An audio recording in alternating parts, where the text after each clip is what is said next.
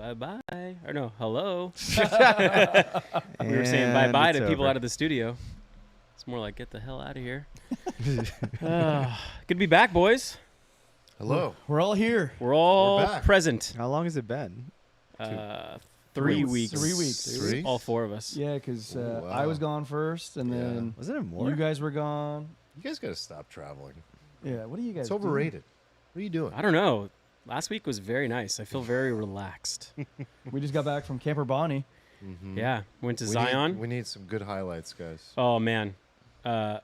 My buddy Daniel dialed this trip in. He just like, This is your bachelor party. we had a full agenda Non. printed. Nobody calls it Yeah, a this is bachelor. Urbani's non-bachelor party. Non-bachelor. Oh, sorry. Yeah. I'm sorry. We had a full printed out agendas, but we arrived at this house. I don't know, call it a house, but it was like a compound, like It's a 18 bedrooms. like a Yellowstone compound. Had a lake, movie theater. It was amazing. Anyway, we walk in the place. All the food's already there. I don't know how he did that. It's fully stocked. Chef is bringing in ice chests full of stuff for the whole weekend. And the chef just took care of us. Ate really good food. We played golf twice. Shot some guns. You went canyoneering. You still got your little scar, by the way, or is it all gone? Yeah, I'm damaged, dude. I don't know if this is showing up on the screen, but Scabs. God. I'm in pain. There's some down here. There's here. It's a third-degree action right there. Yeah, I got clattered into the side of a mountain. Clattered? Yeah, my whole my like corpse as I was just dangling, banging into. Didn't the guy cliffside. tell you as you were about to, as it was happening, you're gonna get slammed? Yeah, he goes, "You're getting sucked in." I'm like, "Okay." Boom. But like what? Like when I got down, he's like, "Did you understand what I meant?" I was like, "Yeah, you didn't tell me how to prevent it. You just told me it was gonna happen." Yeah, wait. I have so many questions. Like, why? It's just. Hey, you're about to get hurt. Yeah. Thank I don't you. know. It was just the way that gravity was working on these like things that were these rock faces that were kind of altered and stuff, and I was like holding on with like one leg on this rock face and my other leg on this, and I had to switch over, and then my body just swung This and is highly technical. boom. Yeah. This is serious stuff. We found out that one of our close friends, apparently who's never shot handguns before, is just a fucking assassin. Oh yeah. His first clip he unloads, it's just this nice tight pack of bullets. Bullets were going through the bullet holes. Yeah. Grouped. We did a competition 1v1 on the metal targets. He just smoked everybody. So that was fun to learn. That's awesome. What else? You're bearing the lead. The lead was that this house had an indoor soccer sport court. Oh, I was so curious about that. And what we did with that was just like what like 8-year-olds would do with that. We were adolescents. It was like playing. Did you have a Nerf fight? That would have been great. Yeah. We actually we had these bouncy balls. Think of the bouncy balls that you would use to play like dodgeball. And we had a wiffle ball bat, and we invented a type of home run derby that we called Urbani ball, and it was like with 3 outfilders. But you and literally just played. Like we just children. played. No, And we were either like adolescents amazing. or cavemen. We're like, ooh, ball, bat, other ball, okay. And like, That's perfect. just like invented games and like played, and like we'd like rotate other guys and like creating new rules all the time. It was, like, meanwhile, the girls are sitting around. I wonder how many strippers they have there. We're just sitting there playing wiffle Wait, I thought balls. this was all code for strippers. Yeah. Were you guys talking about actually playing dorks actually played games. with these games? It was very enjoyable. I thought we were just, this was all code. Oh, man. Wow. We hiked the Narrows. Uh-huh. That was a blast. Sorry, David. Yeah. Sorry, man. I kind of just felt like he should know eventually because it was just getting, it was like, let's I haven't you caught up guys on the need thread. you I think guys I'm need to missing something. Break the news that you just did the Narrows. Yeah, here. David was planning a whole thing. I think Oh, that's what that was? he was planning a whole thing. Well, I mean, I'm still down to go again. We only went, how many hours in did we go? Like two and a half According hours to the in? map he sent, you guys did 1/10 of the route Yeah. he wants to Yeah. do. No, you can go very far. Yeah. so we did 1/10 of it. It his took was like 4 hours. 17 miles It or took something. 4 hours. So Wait, what he what? wants to do is years. Well, well, you can camp out. You can camp out there. I mean, the next day there was a flash flood and people died. I don't know if I'm ever going hiking / camping with you guys again because we'll just run out of water or some kind Yeah. of disaster. That happened Last before? time was pretty close to like being a disaster. I still You remember saw David's God, face though. on the last hiking trip when he reached in his backpack and realized the filter for the water filter was gone. He's just like, "Oh no!" Guys, the trip is ruined. So bad news. We don't have any water. Oh The man. good news? Oh, It's no good news. That was fun. What else did we do? Oh, we went ATVing next yeah. to summer. UTVing, I guess. what's a UTV? It's like a quad situation, but you're in like a mini go-kart. Like a roll cage. You're in a roll cage, and there's Okay. 4 seats or 2 seats, and you can just they go Is up it to a like 80 miles an better hour. ATV? Yeah, it's better. Sounds like It's better. more baller. These things were like going off of Mars-esque terrain. It was Oh, like wow. insane. Yeah, Wow. massive suspension. And then yeah, we Interstellar in the movie theater. Oh yeah, there was a in-home movie theater, but not like a normal in-home movie theater. This was like its own standalone building that was like an Edwards Cinemas, like on the property. It was incredible, and we watched that. We watched Interstellar one night. We watched the UFC fights one night. How much is this house worth?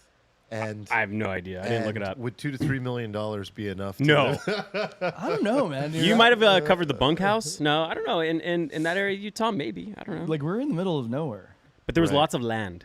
Like, I guess, did it make you want a house this big one day? Yes. It did. I was in the backyard drinking with a few buddies. We were hitting full 60-degree wedges in the backyard. Oh, yeah, you created your own golf course. We created a par 5 out of the like land, and you had to get it and hit the tree with it, and it was great. It was Damn. good times. And they That's don't even care rad. about the divots. The land's so big. Yeah. Who cares? Doesn't even show up. Right. Um, And so you want to compound. and then there was a casino that was always open inside. There were Oh, people yeah. gambling just Yeah, nonstop. the house was Chris Rodino. Really? Blackjack, poker, variations of poker, Chinese poker. Wow. Craps was a possibility. Mm-hmm. Yeah. There was a labyrinth. Like this was set up like Yeah. Yeah. You guys ever done a labyrinth where you like, yeah. walk through like I a love those. stone maze? yeah. There was one of those. Really? Found the meaning of life out there. Yeah, it sounds like you did. The passage of time. Yeah, I'm getting deep. Getting deep. Yeah. So you know what it's about. It's like kind of like the passage of spiritual time. walk. Yeah. Yeah. Yeah, it represents your whole life's journey. This is Kamala's like whole This is underlying Kamala's platform. thesis. Yeah. That's If it the- was, I would be more inclined. But Yeah. I don't. So think it if you is. Google labyrinth, you end at the end of your life. But is there what's the etiquette on getting out of the labyrinth? Like, there's no, do you reverse it, or do you just undo all the spiritual work you just did walking through the labyrinth? I'm lost right now. I'm not sure if we're talking Okay, good. Windows Good. I'm still, glad or- it's not. Sorry, it was a big question I had. I actually don't know enough about labyrinths for this. I was talking out of my ass the whole time.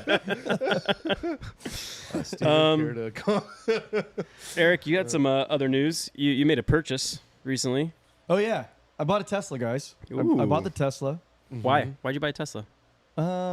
You Well, talked through your process. Yeah, after on talking to this you pod. guys, I think for the price of that car, that's the best car on earth. But then Yeah. Aren't they like free now? they're so cheap now. I found this cool thing where it's like on Tesla.com where you like buy the car from. Mm-hmm. They have like a used car list as well. Right. But they also have separate from that, it's like a new car list that's like slightly used. So these are like the Pre-owned? the demo cars. Oh. The demo cars have like sub 1K miles on them, but they're still like 10 grand off the Off new? the new Oh, price. That's perfect. And I'm like, okay, well, so that's the way. Yeah. But I think my alpha for this round is like not just the car. It's on the energy side. I was like talking with SDG&E, the energy company here in San Diego, and I was like, okay, so what is this going to do to my energy bill? Like my understanding is I can like plug it in at nighttime at like Yeah. cheaper rates. So that's like a time of use thing. And she's like, well, before you get into all that, she's like, how would you like a lower rate? I was like, what do you mean? Like no strings, just like a lower rate? She's like, yeah. I'm like, okay, so what is going to happen here? She's like, well, currently you're using 55% renewable energy. I can drop you down to 45% renewable. I'm like, What? so let me just be clear. This is only a moral dilemma, not like a financial dilemma. There's no strings. She's like, yeah, 45% renewable instead of 55. I was like, Is what we'll allocate. yeah, like, so it's To it's cheaper for them to like burn coal than it is to like generate clean so- energy. And she's saying, I'll drop the amount of renewable energy we use on your property Yeah. and offer you a discount for doing so. Well, yeah, because it's cheaper for them. Right. And Yeah. all you have to do is ask and or be offered. Wait, Yeah. is this like when What? you had to go to the restaurant and like specifically ask for water? Yeah, is that shit? They kind of already opted you into the higher price model. Right. So I was like, well, don't judge me, but I'll take the 45. Yeah. How much cheaper is it? I think I can't remember the kilowatt because I'm playing. I was previously paying a fixed rate. By the way, San Diego is the most expensive energy like Yeah. on Yeah. Earth, maybe. Yeah. I'm paying 41 Hawaii, cents. San Diego. 41 cents per kilowatt hour all day. That's like a fixed rate, and then they drop that down to I don't know, 30 something cents. And then you can get in the time of use where you like use your energy like strategically. Mm-hmm. But then I brought it up to Marcus, of course, like at Camp Urbani. I brought it up to Marcus. I was like, hey, did you know this was a thing? He's like, yeah. I'm like, Marcus, you're like a pretty Yeah. altruistic guy, man. What level of renewables are you using? Are you 95 plus? He's like, I'm 100. Really? Like he's choosing to pay more to get to 100% renewables, of Wow. course. Mm-hmm. All right. Wow. What a guy. Yeah. So you curbed your electricity bill, Curbed it. charge your Yeah. Tesla. Yeah. Yeah, well, Playing the do not pass. I think line. you're using the carbon offsets the wrong way. I'm wondering, like, how low can you take that Yeah. percentage? Why Like, didn't you just go 100? I in the didn't. other I direction? I didn't really like ask for it. She just said, "You want me to lower it?" I was like, "Okay." And then like I didn't go further to be like, "How much coal do you have back there?" This is fascinating. I had no idea this was a thing. Yeah. I can see people getting triggered by this. Oh yeah, people are gonna hate this. Yeah. Yeah. Wait, what did you It's get a interesting. did you get a Model Y? I got a Model Y. You did. Okay. Yeah, Cool. You like What's it so your, far? What's the I payment heard on that it's the these greatest days? experience ever. It's a fast car. Like I'm not used to having a car that's like so torquey. It's Yeah. very fast. I was on the freeway the other day, like the other minute, really coming down here, and I was coming into a merge where we were gonna like, it was like me or him was gonna have to slow down, and I was like, not me. I just fucking zoomed forward, and I was like, oh, that's cool. Wait, how long did you have your the Blueberry, your old car? I still have it. Does this replace the Blueberry or the SUV? This is probably going to be Mina's car primarily, but like we don't drive that much, so it'll probably Yeah. be both of ours. I think we're just going to keep all three. We're just going to have like two Okay. old cars. My car is 22 years old. You're proud of that thing. Well man. played. You should Yeah. be. Ugh. What were You're you like saying? the I guerrilla was next door. curious, like like the monthly. Okay, Oh so- yeah. What are the payment options they gave you? Like cash, obviously, Yeah, loans. so I paid cash, but Mhm. with the different payment options, you can finance it for right now. It's like 1.9% Wow. loan, or you can pay a lease for 3 years. You can lease it for like $399 a month. For real? Yeah, Like the Dude. same version. yeah, brand new one. Yeah, That's I hilarious. mean, mine's used. I had to buy a car during Yeah. the freaking peak. You remember when Yeah, people were prices going were to the terrible dealership then. and just like with like a suitcase for 20% over the list price, and Yeah. people were like beating each other up over cars? That's when Yeah. I got my car. I'm paying $1,000 a month for an X3.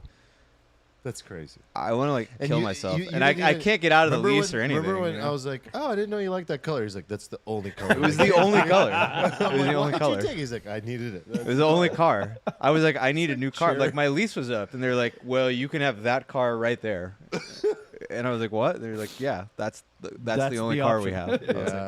like, okay. I think prices on cars will continue to go down actually a little bit more. They're Yeah. dropping like rocks. Yeah. Thank God.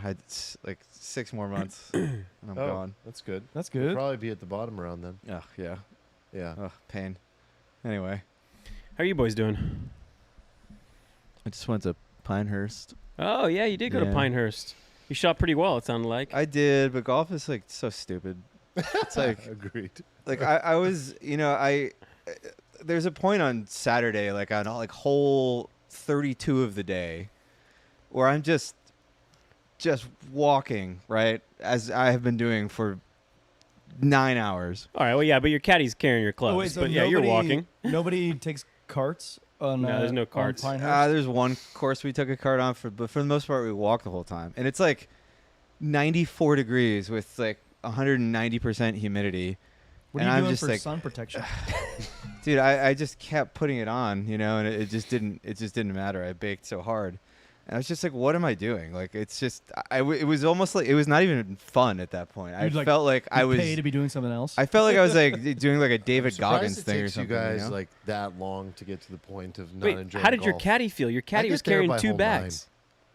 He had a great time.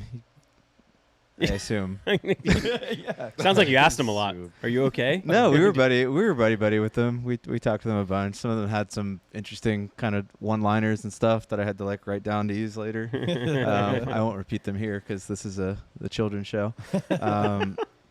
But yeah, I was just like awestruck at like how bad like the value was. It's like I spent like probably like $4,000 to like fly out there and stay at this place and like play all these rounds of golf, and then I'm just like mad at myself the whole time. Like even though I don't play, I'm just like, well, that was a shitty shot. I'm like sweating, like walking.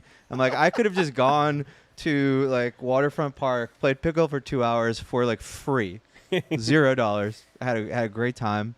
And I'm like, why do I do this to myself? You got to go to Like, Bandon why Dunes do instead. Way better Oh yeah, experience. it's never better. Golf is always. It's always better. It's just. Do you guys think like that? How Steven's describing, where you like I'm with you. you like measure your joy against the dollars spent? Yes. Why? What else could you do? I mean, don't know, I do just- this. You have a finite amount of dollars and a finite amount of time on Earth. Like you have to think about the Bang the for joy the to. buck. Yeah, the bang for the buck. Do you guys There's do nothing better than the feeling of like super high bang for the buck. I know it's so experiences. good. I love It's it a now. really I good love it now. It's the experience to best. get there. that? Well, I think hopefully we talk about it later because I Yeah. believe that you can get a lot of these experiences for like For cheap or free. mostly cheap or free. Yeah, 100%. I don't know. I think you have to. If you're talking to someone who's really into archery and they have to spend $4,000 to go to this like very cool archery place, but then you hate it because you're exhausted and the sun is beating on you, like you're not going to like it. So I think golf and that experience, like I bet Nick would probably like be like, I love every moment and penny of this because you're really into golf. I think you used to be really into golf. Now you're not as much. I'd be on the other side of the spectrum where I'd be like, this is like pure torture. Like I'm not enjoying anything about this. So I think it's just. But your dollar per hour is pretty affinity. good. $80 play around, $60 Torrey Pines, play for 4 hours. So this trip, I realized when I got there, we were all just in like my buddy Jack's world. Like Jack loves golf, like a lot. Like I was talking to him about latest developments in his life, and he's like, "Oh, I turned one of the rooms in my New York apartment into a golf simulator." It was just like, "What? Okay, That's cheap. You're doing Sounds well." cheap. So he's got a golf simulator in his freaking Manhattan apartment. He's just his neighbors Getting good. love him. shot like 74 first day on number 2. I was like, okay, you're 18 strokes better than the last trip I came on like 2 years ago. That's pretty sick. And like he loved it. He was just like as much golf as possible. He's the one who booked who thought two rounds a day would like. Nobody made it through the trip. Like we had one guy who's like a high power New York lawyer, and he played 3 holes out of 72. Really? And he left. He had to go. Like he played like 3 holes. He'd take a call, and you just saw him in the corner, just being like, yeah, and just like sad. And then like the next day, he just like woke up and he was gone. Oh, he like went home. Yeah, another guy like hurt his back. He was done after 18. It was just like I have a 12-hole maximum. I can't finish 18. 12 holes is the anymore. ideal amount of golf holes. Maybe like 13. It's 13 Like or golf 12. should be 12 or 13 holes. 18 is like 9 is like pure well, when I bullshit. enjoyed golf, 9 was definitely unsatisfying. But like Yeah. 18 is like okay, like 9 is just about right. I'm but a good 9 guy. It's like I'll do 9, but sometimes I want a little more. I think it's 12 or 13. 6 and 6. Get me out of there. Yeah, I like it. yeah. That's a good way to look at it. Scramble's a fun way to play. We did scramble style for Nick's stuff, and that was like Scramble that's- is super fun. that's We had Scramble's 4 fun. teams. Super fun. Best ball. I've gotten very into Bryson DeChambeau's like YouTube channel. Have you watched it? Yeah, he plays with like he has Donald a series Trump, called like Breaking 50. Can I break 50? And they just like play from like the women's tees and like bomb the ball and drive the green and try to break 50. And they play scramble. He did it for with 'em. John Daly recently. Yeah, it's like it's wildly entertaining. I love it. He did. and Yeah, they broke 50 with Trump, right? No, Or they they hit did 50. Someone on the trip told me that the Trump thing was a scam. No They way. were like, I have They know. direct knowledge that this thing was like edited to all hell, and I was like, oh, like I they am- let him re-hit? yeah, and I was like, I am shocked. Yeah, Just I can't Shocked. believe that, but it is what it is. All right. Steven, what are we drinking on today? So I made you guys a chocolate Negroni. Ooh. It's like a Negroni, but with a little kiss of chocolate. I love Negronis. One of my favorite go-to cocktails. Armand, I just learned, does not like Negronis, and is also like taking it easy on the booze. So I was super glad I went out and bought all these custom ingredients. Came here, and then our round ice cubes were gone, so we're using this trash ice. But we're making How the about best the of cups? it. Are the cups okay? No, we Oh, don't have the cups cups aren't good either. either. We're back to these questionable old cups.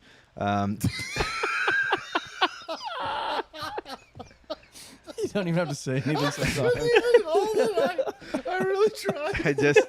I really tried, guys.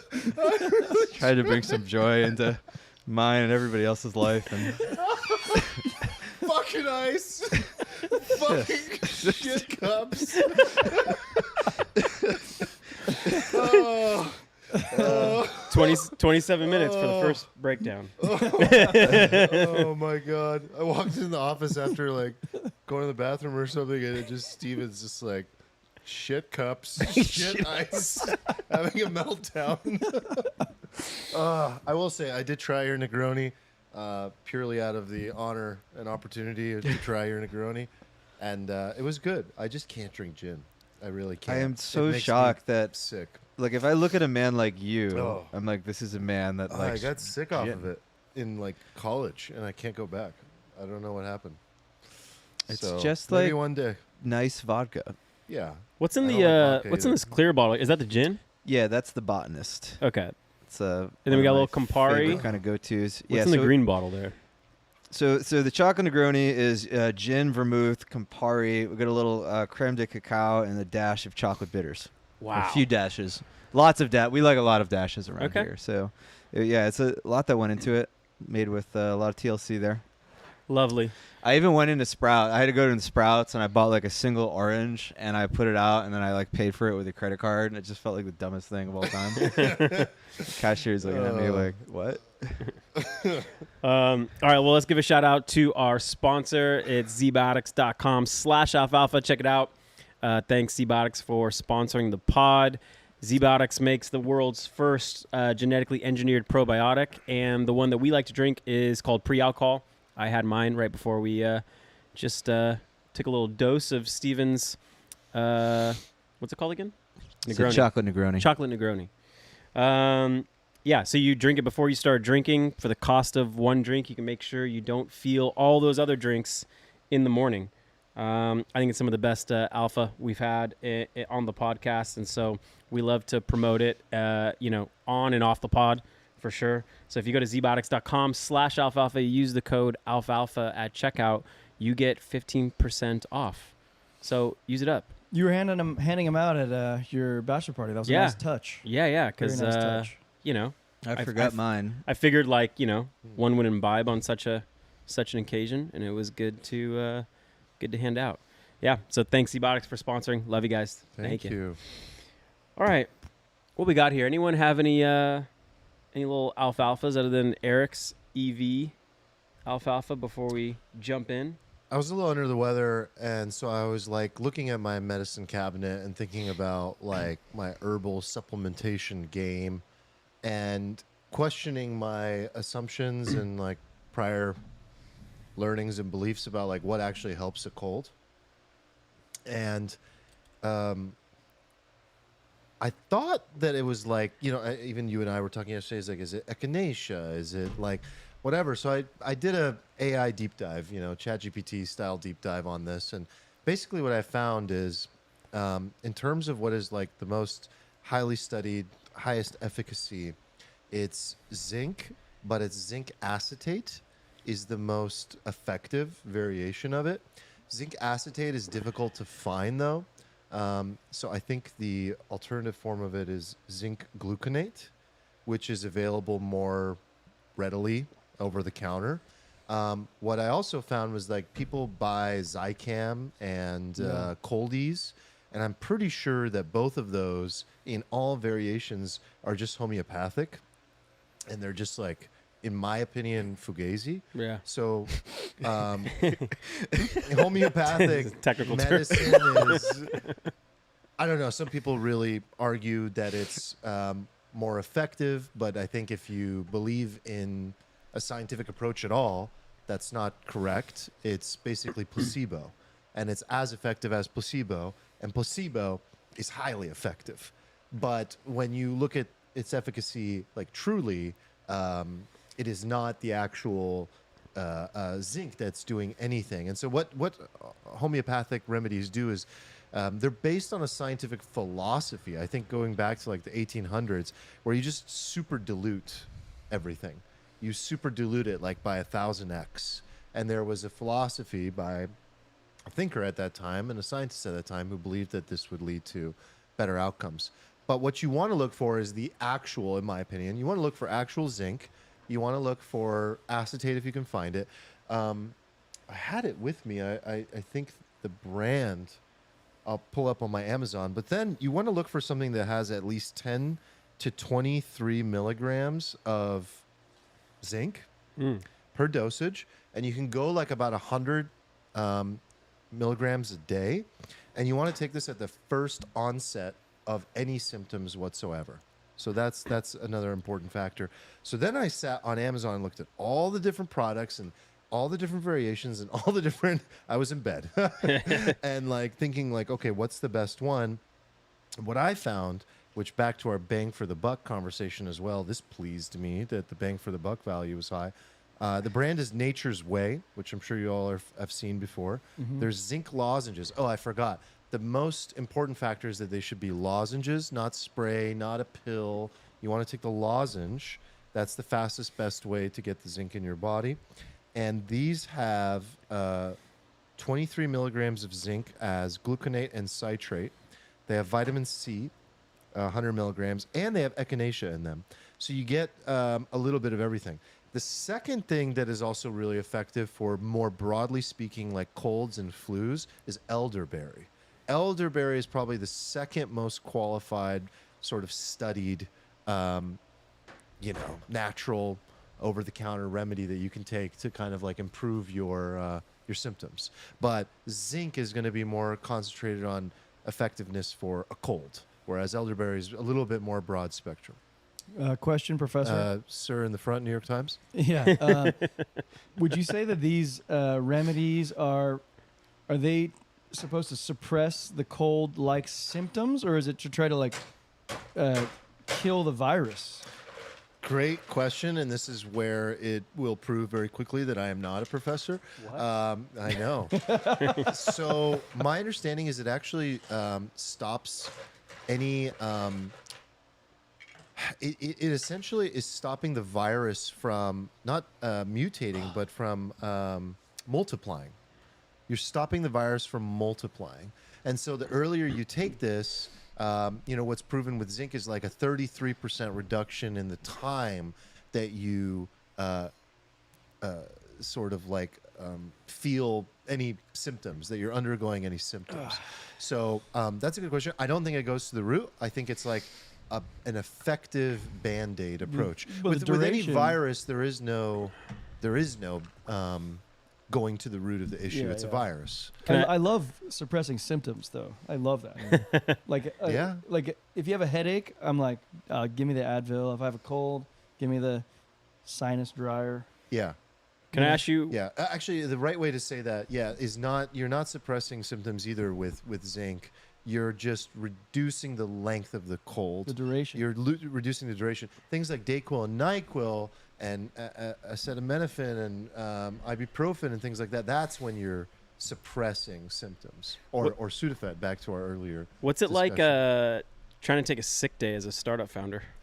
Doesn't exist. You either do it, you either like kind of half-ass rest and half-ass work, Yeah. or you do it and then like insane levels of guilt and shame. Yeah. So, if we're going to get a little vulnerable today, that I wasn't feeling good yesterday. And the reason I wasn't feeling good is, and I had to like really check in with myself and like acknowledge why I was having this feeling. Like, I want to go. And the inability to just like go and get work done, when I'm sick, not always, but this time it really knocked me down. And I couldn't even just like formulate responses to text messages.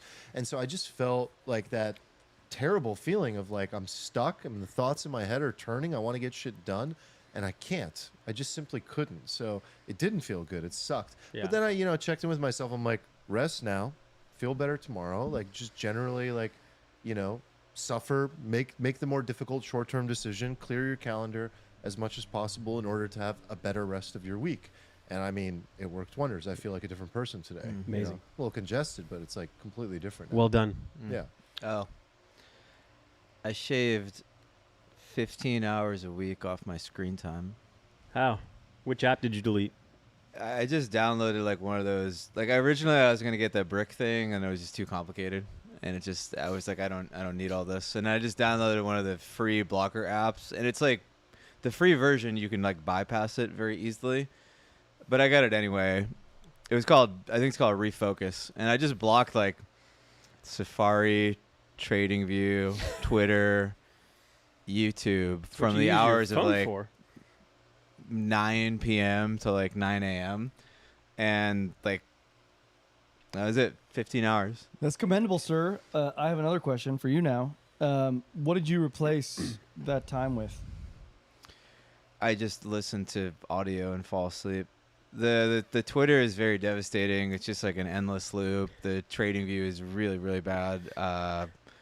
Safari is not something I need after the hours of 9. I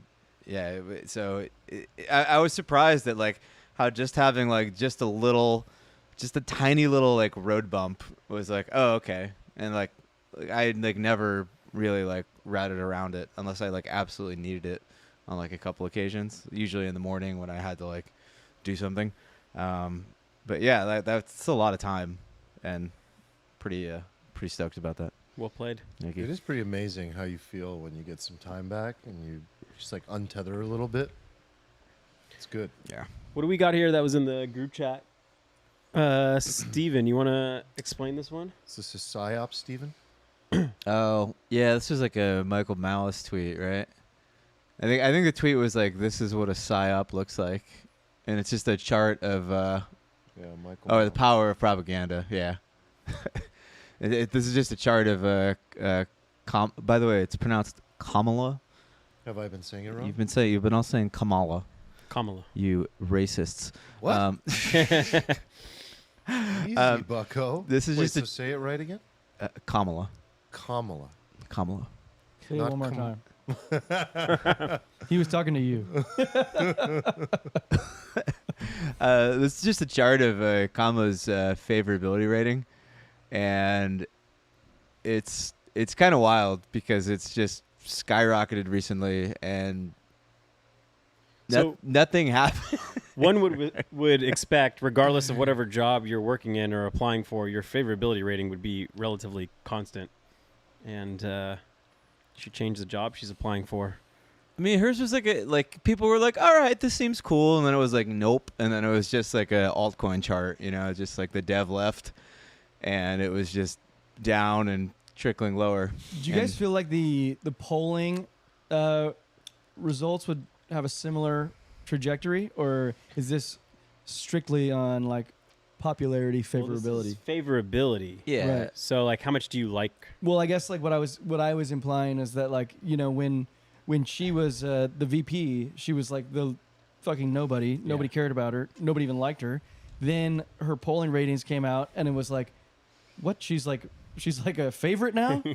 And I'm wondering if it's not going to follow the same path where you find out those numbers were doctored or whatever, where it's just like No, I think I just think I the think- numbers are like I think look I think the main takeaway of this chart is that most people just like construct their reality and like I was listening to a Joe Rogan where he was just talking about apes, you know, as Joe Rogan does every like 3 episodes, just talks about monkeys, and like they just like imitate each other, and like we just imitate each other. Like that's what we do. We just like monkey see, monkey do. We see a thing, we're like, oh, that's a thing. And I think like this is what happens. Like we consume information through a bunch of algorithms, and there's like a media that like still controls a lot of it, and it's like a very one-way street. And if they just decide that you're going to get a narrative, like you're going to get that narrative, and then like people's opinion literally changes on the basis of that, without which is you like really kind of having to say anything. Yeah, like it's like she objectively did not do anything. Like she hadn't done anything. Hadn't had like given an interview. There's been no. It's just like the only thing that happened was that like all of the algorithmic and media overlords decided that like you like Kamala now, and everybody was like, I like Kamala now. This is like the It's like- collective sigh of relief that the options are not Trump and Biden, and also a sigh of relief they're not losing anymore. But yeah, it's scary. It's just like people don't think for themselves a lot. All right, let's pull up the copy trading one. I was curious, have you been in this Discord? Is this a real Discord Yeah. in this thing? Yeah, I think- we don't want to enter that Go one. in No. the No, Discord, we no. don't want to go in the Discord. Yeah, here we go. Oh. We zoom in on this bad boy. It's this guy on Twitter who's just been copy trading Nancy Pelosi. Yeah. So can you use that unusual Wales Twitter handles service to copy trade all the politicians? Because it's publicly available. I think that's just what he's doing in Discord. I do form. follow that guy. Yeah. But yeah, I think he's up like $380,000 this year on like a 50K This account. was his first month. So his first month. So he put in like 70K. Okay, he only made 20%. No, but go up to the His account is like 380 grand right now. I think So he put in 340. 40 grand. Yeah, he put in 70K. Now he's at 340. He's up a paltry 500% this year. And So- Nancy is up. Nancy is crushing. She It's is the Bene crushing. Gesserit. Nancy is the Bene Gesserit. Yeah, I feel like was it Max who dropped this in the Discord? I can't remember, but I popped in there and What's like crazy this is is that, this new trend, just copy Like, copy trading Nancy's- politicians. Nancy's playing the call options So it's too. unclear- She's not going like unlevered. It's, like it's unclear like what trades he's actually making. I don't think he's only copying her. No, he's copying all politicians. Yeah, it's unclear. I copy trade politicians and unusual trades. Yeah. It's pretty broad. Well, No, they're all political trades. guys, I have a question about some of Nancy's trades. So sometimes she'll buy way in the money call options. In the money. Yeah. So strike price, like the stock price is at 100. She's buying a strike price of like 20. Yeah. Why would someone do that? Leverage. you still get some Pure capital delta, baby. You get capital efficiency on it, Capital efficiency. Even though that like that call option will like closely mirror the stock itself. So is Yeah, it- one of the problems people have playing options because they don't know any better is they don't understand the effective volatility. Like option prices are not just the price; they're the volatility. And people will often do a thing where they buy like a call option on something where there's already like a massive amount of like volatility priced in, right? So when you have a volatility collapse and that volatility that's priced in goes down, even when the price goes up of the underlying, the option just doesn't go anywhere. And people are like, what the hell happened? So if something is like mega deep, like in the money, I think that vol kind of component is like very, very, very, very low. Whereas if you buy something that is way out of the money, I think it's like super, super dependent on volatility. But she can make 10 of these bets instead of buying common stock of one of them. Not that much. I think Okay. you're probably paying like 80% of the price you'd pay on the common, so Okay. you get some capital efficiency. Yeah, out like of it. like most of her bets are probably like number go up, right? So if you just want to bet number go up, you want to take the volatility component out of it. You know, if you're just being really But it's pretty cool, actually. Like, I do this a lot, too. Like, it's pretty cool that you can only put 80% down, get 100% of the move, and basically get the exact same thing as a common stock. It's, like, pretty cool. Yeah, 20% can matter when you're swinging around $300 million. Yeah. Yeah, it's a lot of millions. Apparently Nancy's not that big of a degen. She's just insider trading and buying low vol. Oh, this isn't degen at all. This is like just She Smart. is, Can't she lose. is not Yeah. uncertain. Yeah, she is not she's uncertain. definitely not uncertain. All right, let's pull up this UK tramples freedom and Second Amendment tweet. We can zoom in on it, but we're not going to read it. It's a long.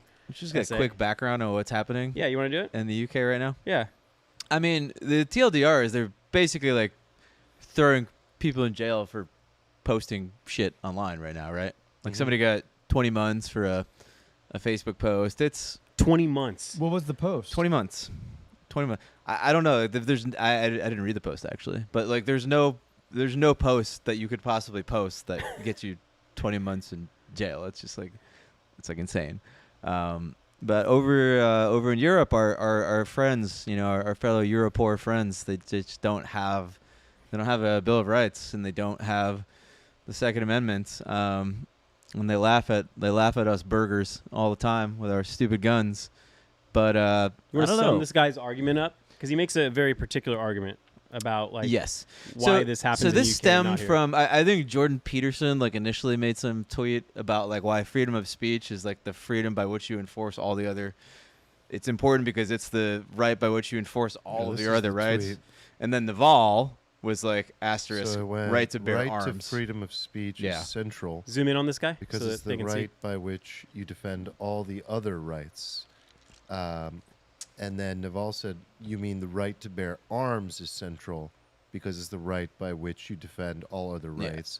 And then this Mhm. author, Devin Erickson, wrote a pretty banger tweet. It's a huge banger. I mean, the opening line of the tweet is pretty much the tweet. It's like, if you don't own a rifle, your opinion is mostly irrelevant, which is true. Like when you really get down to brass tacks, when the shit kind of hits the fan, when like you really need to actually defend said things because like you don't have any other options. That's kind of like the whole point of it. I think we talked about this a little bit in our classic guns and porn episode. Yeah. Did we publish that last week? Which one do we republish? That we published. Guns and porn, classic. So Yeah. is he in this? He's saying that like there's a hesitation by the government to over police because as policemen and citizen are walking down the street, both know the other has a gun and they both work the same, and that prevents government overreach. Would you say that like encapsulates roughly his argument? Yeah, basically, it's just like if people think through like what it means to have like rights, right? Like a lot of people in Europe, right, or people like everywhere outside of the U.S. basically, because we're kind of unique, honestly, in what we have. That's like the U.S. and Switzerland, and I don't know, were there like one or two other countries maybe out there where this is like a thing. If you don't have this, like everything else is like it's like a mirage. Like people are like, oh, we have these rights and we have these laws, but it's like, but do you? Like, do you Right. really, or do you just have like the illusion that Right. like, because if anybody can just come in and just change it, or there can be some sort of tyranny of the majority or whatever, like, what are you gonna do about it? So Like, having what guns, are you gonna do about what it? they're saying, I guess I haven't read this, but what they're saying is like having guns is the ultimate freedom, and if you don't have the ultimate freedom, then all you have is like a facade of freedom. It's just like none of your rights matter if you don't have the rights to bear arms, because all of these rights they're an illusion. They're Yeah. all every right other than the right to bear arms is dependent on the governments to enforce it. So it's like this circular logic, right? Yeah. I mean, as I'm like rereading through this article, it sounds like a well-made argument, but it doesn't really like convince me. I'm willing to be convinced otherwise. Like, I guess if I play this scenario out, right, and the government starts to overreach and is going to jail me for a Twitter post, you know, I pull out my gun, or maybe even let's say 1,000 of us are going to get, you know, jailed, and we all pull out our guns. Yeah. Like, I think I've seen this scenario play out in like GTA 3, you know, like the local police come, and then the FBI, and then Homeland Security, and then eventually the military. And, Helicopters now. yeah, and even in GTA 3, when I had a rocket launcher, I still died every time. Yeah. And so, like, that part doesn't really convince me, and I feel like a better argument. You and I had the same argument on guns and porn. Yeah, but hear me out, because I think he's not wrong, but I think there's a better argument that the reason this doesn't happen in the United States is like we have like 3 things that are special to us that a country like the UK doesn't have. Like, one, we have the Constitution, we have separation of powers. In particular, the court can like strike down any laws that like Congress passes, and then we have states' rights. And when you look at the UK, they don't have like a written one document. This is a constitution. It's always like, well, we passed a statute over this time. We passed this law. There's like some court precedents or whatever, and then there really is no like checks and balances, because I believe the Parliament, like once they make a law, the court, like a person can't sue the government because of a law that Parliament made, and the court cannot override Parliament's laws. And then you don't really have states' rights because it's just like this unifying, state. But what do states' rights mean if states don't have militias? No. So it's a combination of those 3. So like play this scenario out again, right? Right, but what I'm trying to say is your combination of your states' rights thing is just a facade. Like that is still guns. I get it. I get what you're both saying, and it's like when you play it out to the extreme, then it's like you fight with the guns. I get it, but before that, there's a lot that happens before the end of all things. Like, right, which is like you will literally go to jail before you use your gun or whatever. Like, common law or like our law here actually does matter. Like, yeah, like if the legislature, Congress passes a law, some of the effect of like you can go to jail for posting something, like the first thing that happens, like 1 billion lawyers, including the state's lawyers, file lawsuits against it. And one of them eventually reaches the Supreme Court and it likely gets struck down. And if worst case that doesn't happen, you need like what, 2/3 of the states to be like, fuck the federal government. Like I don't like this rule.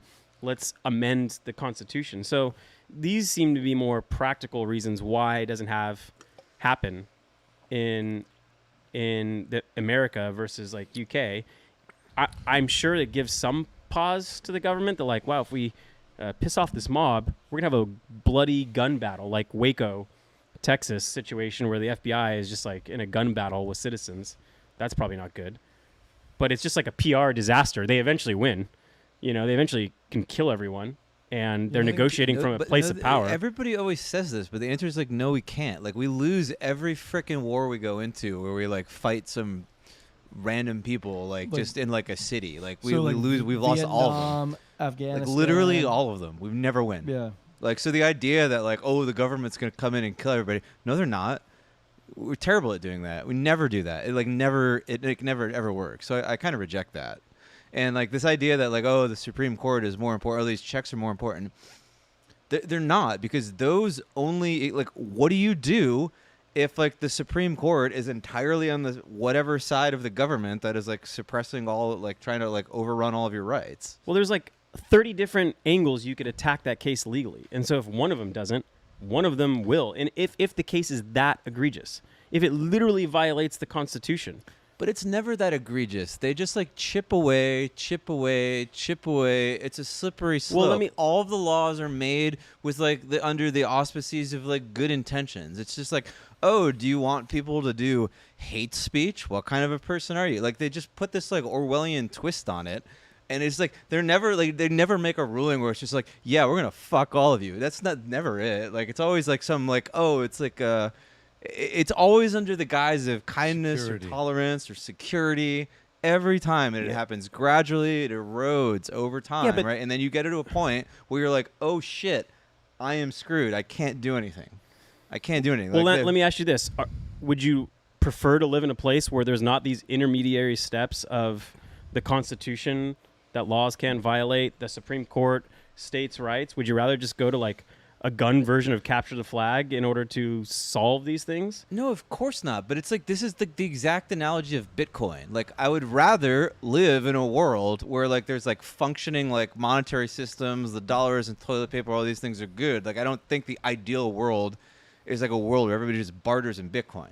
But the point of it is that like it exists and it is the backstop, and by having that backstop, it allows everything else to function, because you all know like if the shit really hits the fan, there's this like break glass, and then like right like the fact that the break glass is the backstop does not mean that you don't want all of the other institutions in the middle. Like they're still good and they're still necessary, but they are not what's ultimately keeping everything together. Like they're sort of a facade. They only function as long as the society itself is functioning for everybody around it. But these institutions are like easily corruptible. Like, I don't think that's wrong. Would you? I agree too. But like, would you suggest then, like, in nations that don't allow citizens to bear arms, like, but they do have these intermediary steps, like we'll see, I guess, how well that plays out.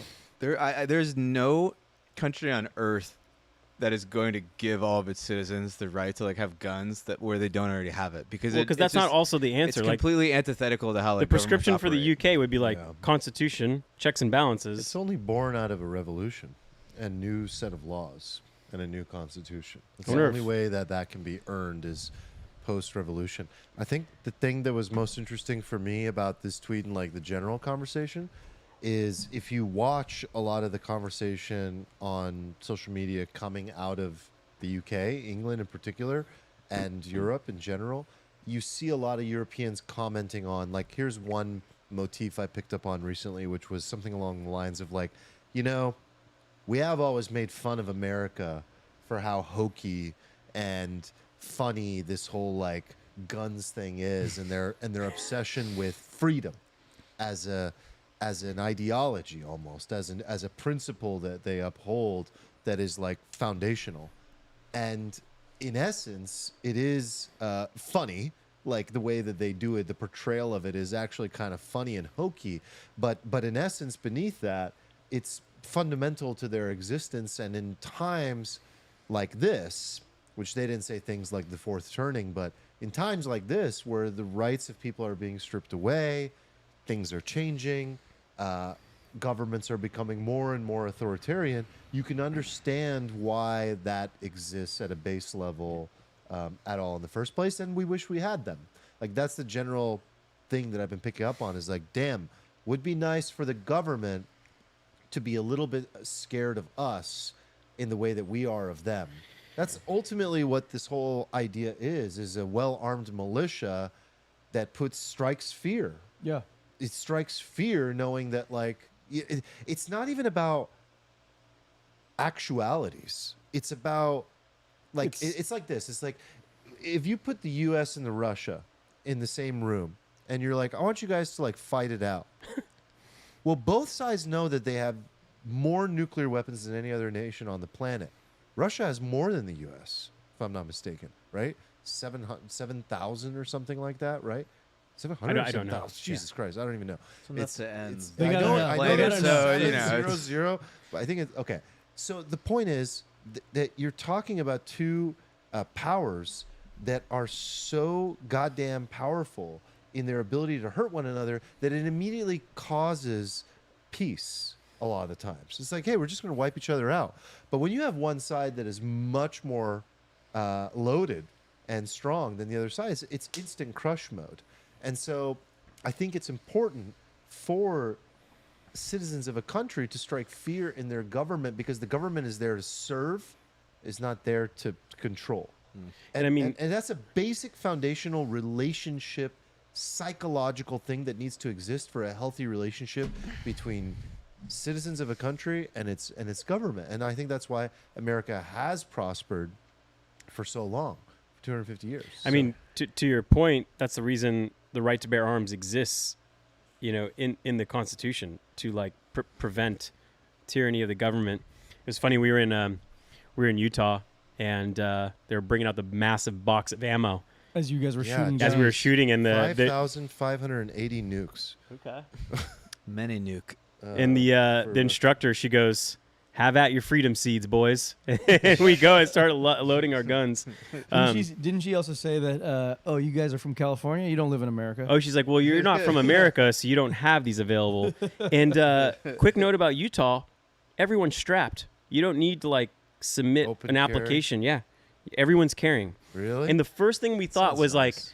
we're not nervous about that. It was like, must be bad business to be a criminal here.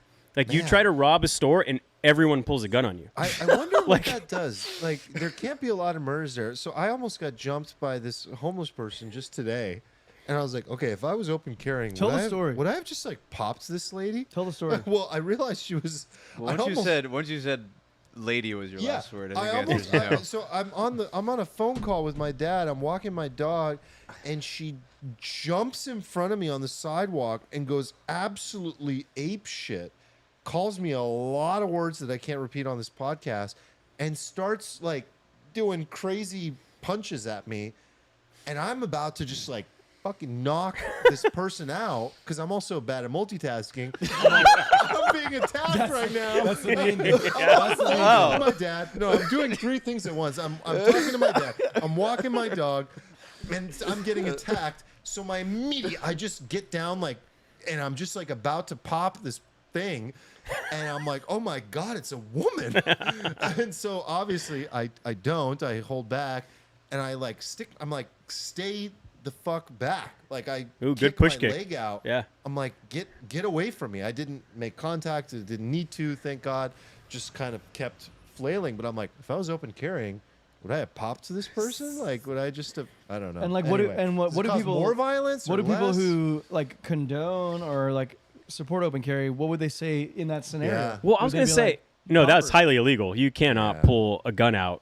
Hold on, like if I you're was feeling attacked. threatened and attacked, No, you can't no, just like shoot somebody in the face because you feel threatened. yeah, you're like for your life. Yeah. While you're up It's in the such stand, a- Mr. it's such a Asadi, gray zone. what Like it's a zone you have to explain in court, and if you're just like, well, this lady started yelling at me, so I shot her, the court would be like, swinging on you too.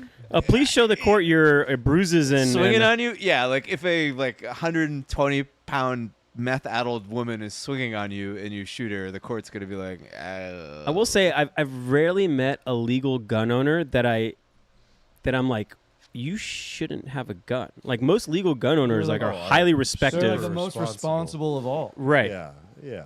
I've met Super like, responsible. I have met a few who definitely should not have any guns. Do They have they? way too many guns. Okay. I'm not gonna name drop them on this podcast. Yeah. Some people who are listening to this podcast immediately know like at least 2 of the people I'm talking about, but I'm not going to do that. But those people exist for sure. All right. What else we got up on the deck here? So we're keeping our guns. Yeah, keep the guns. Keep All the right. guns. We should just walk down the street with your baseball bat, man. Oh, we have to finish it with this. Oh my God! You could just We be have to like finish you it could with just be this. like a Ninja Turtle. You could just have your baseball bat, just like.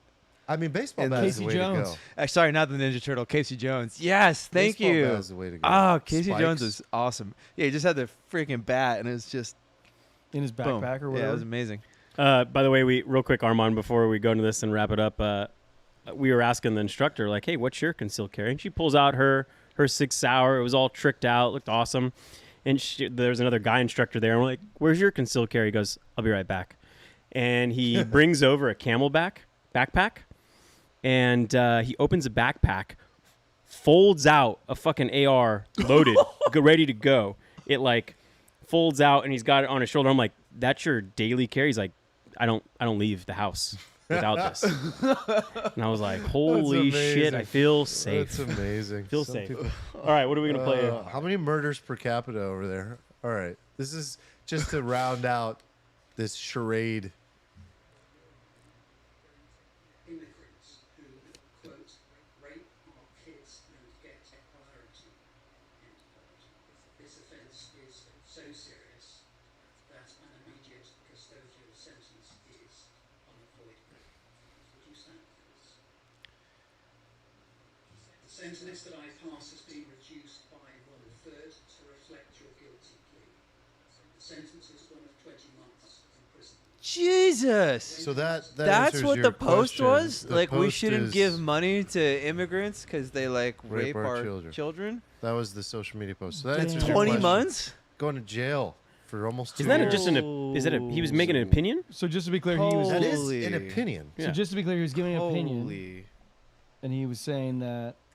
What he was saying that the He was money that saying the money is being funneled to immigrants immigrants who who rape are our committing people. crime. yeah. By the way, does a tyranny feel 10x more because the guy's wearing that as he gives you your sentence? Yes.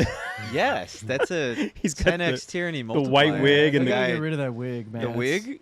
Bro. Read the room, wig guy. They're never giving that up. If I was English, I would never give that up. You would wear it like on the streets. Oh yeah, I would never give that up. Dude. That's the best part of the whole thing. Are you kidding? Dude, if you talked to me like If 5 I'm years gonna ago be and I gave you some sentenced to spiel. jail, it better be by a guy like that. I don't want to be sentenced by like a normal I'm looking gonna be dude. sentenced by a guy like that. I would love to be sentenced. a by guy that in a wig is gonna send you to Yeah, just jail? Oh Makes my me. god. It's more formal. You know, it's just like feel like I'm committing a crime in the middle dark ages or something. You know, like it just works. Oh boy. All right. I see my Clown time. world. Are we gonna? Okay, I gotta pee. So is this a good time? Yeah. Okay. You're excused. Are we gonna go to microeconomics 101? Who's got the camera? You do, my friend. Do you want me to run the camera? I don't know how to run the camera. Well, no, I think we'll be all right. I'll move it if I need to Yeah. speak. Just go ahead. So why don't you pull up one of the tweets? But I'll start this off. So Kamala gave an economics speech. Kamala. Kamala. What did I say? I said Kamala Kamala. again? You said I'm saying it wrong. I guess we all are. Kamala. No, you literally all of you are saying it wrong. Yes. Why is it taking this long to correct us? I don't know. What did Kamala? Kamala. Kamala. Kamala. No. Just Okay. imagine that you're like. Got it. No accent. Well, I think in, Kamala. I feel like if you were saying it in Spanish, actually that would be where you exit because you're expecting it. Kamala. No, that would also be an Kamala. accent. You're saying it in the when you say it in Spanish, you'd be like Kamala. Kamala. Right. So this one would you know what I'm Kamala. All right. really So Kamala. Kamala. Kamala Kamala. gave an economics speech, and there was a tweet by one of the Washington Post reporters. He kind of summed up what he found in there, and he said $6,000 for a newborn tax credit, $25K down payment subsidy if you're buying a house, $2,000 annual cap on out-of-pocket prescription drugs, housing supply expansion credits. I don't know what that is. A ban on price gouging for food and groceries, and a few other things like eliminating medical debt and the earned income tax expansion and Obamacare subsidy extensions. But the one that's people picked up the most is this ban on price gouging for food and groceries. Wait, did you already see the capital gains one? No, you wanna. I just want to give a little context. Oh my god. You want 25%. So I don't know if this No. is. Somebody said this was like fake news. Our boy Adam Cochran on Twitter was trying to tell me this was like fake news. So maybe it's fake news. But Biden, if you recall, did propose some like 45% tax on capital gains and a 25% tax on unrealized capital gains, which Is that when you get into like an endless game of selling, essentially, until you have nothing left? You're fucked. I would be fucking bankrupt right now. You Like would just, imagine, you would just be selling and then needing to sell more and then sell dude. more. I to bought pay more Coinbase at like taxes and more. $40 last summer, right? And it goes to like imagine it goes to like $300, Hold right? on, did I hear you correctly? What do you mean you bought Coinbase. Oh, Coinbase. Coinbase, right? I heard So- Bitcoin in my head. so- I was like, what? You're up like 700%, right? And then you have to pay tax on your 700% gain. So in this instance, you're up like say $250. So 25% of that is roughly what? Like so you're paying like say like 65 in tax for your $250 gain, right? But now this is like a mega volatile stock. Now it's like it goes down to like 175 this summer, right? Yeah. So now you're up $130, but you just paid $65 in an unrealized gain tax, and it's like you did a 7x on this company, but now you have like you get like 65 bucks if left. that That's was like, real, I would just sell the whole thing. And move well, on. nobody would ever buy No one this. would hold Nobody would anything. ever buy something like this in the first place. Why would you buy Nobody something would that's buy it. volatile? You Like wouldn't something buy that's any volatile is gonna volatility. like It would kill no. you. It would decimate you. you'd get annihilated. It'd be anyway. Yeah. I'm already going off on a But, tangent. okay, maybe I can say something about. I just think we take these policies too seriously. Like, these are not real policies for real people that understand the effects of the policies. These are not serious These are not serious policies for serious people. These are policies for a group of people that feel that, okay, here's really what's happening. Here's the most interesting part. Can I interrupt really quick? Yeah, of course. That guy gave Nick a birthday wish. That guy. With, You did a cameo? Yeah, with the so, Did cameo. you tell uh, Nick he wasn't a serious person? He said, and finally, Nick, fuck off. Wait. You had a cameo? Yeah, from- so Yaniv got me like a cameo No way. this weekend, and he played it on the big screen. Oh, it was so amazing. Brian Cox good. is the Brian I actor's told name. you to fuck off. Fuck Yeah. off. The That's you're not serious people amazing. guy. It was just like had to interrupt on that one. Yeah, Yeah. I got too happy. I was like, Yeah. oh my god. Thank you for interrupting. Yeah. Okay. Oh, that's so good. Okay, these are not serious policies. They're not for serious people. Here's why. First of all, the funny thing is, like, when you are excited about not Biden, I can completely understand that. You couldn't be more excited about not Biden because now you have a real way to beat Trump. If Trump is your arch nemesis for everything you stand for, morally, emotionally, policy-wise, in every philosophically, in every way, whatever you need to do to beat him, you're going to do. So you realize that your candidate can't beat him. Someone else steps in that's young, energetic, diverse background, a woman. That's exciting. But she has no policies. So then people start to question that. And you're in your little bubble where you haven't thought about policies too much yet, but you hear chirps from the other political party about, but does she have even have any policies, and do you know what they are? Then you see clips start to go viral of people asking your fellow Democrats, what is a policy of hers that you like or support, or why do you like her, beyond her being just a woman and not Trump? And no one can answer that question. No one can answer that question with any reason other than woman and not Trump. And some people might say those two reasons are enough.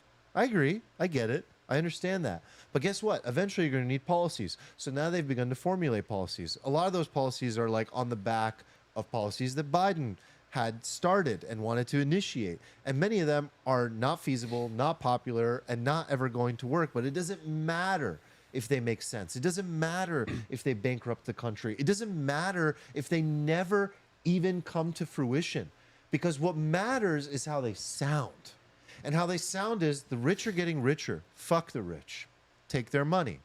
That's what's important. The ethos of this movement is the rich are bad. What's important is equality. Not just equality, but equality across the board. Equity. Equality of outcomes. How do you initiate that? What matters is female rights, female reproductive rights. It doesn't matter if we dig into the nuances and we get into a debate about bringing it back to the state. What matters is the blanket statement of this group, this party stands for the rights of women. That's what matters. You're the enemy. You're trying to take them away. You want to take them away? You're not for women.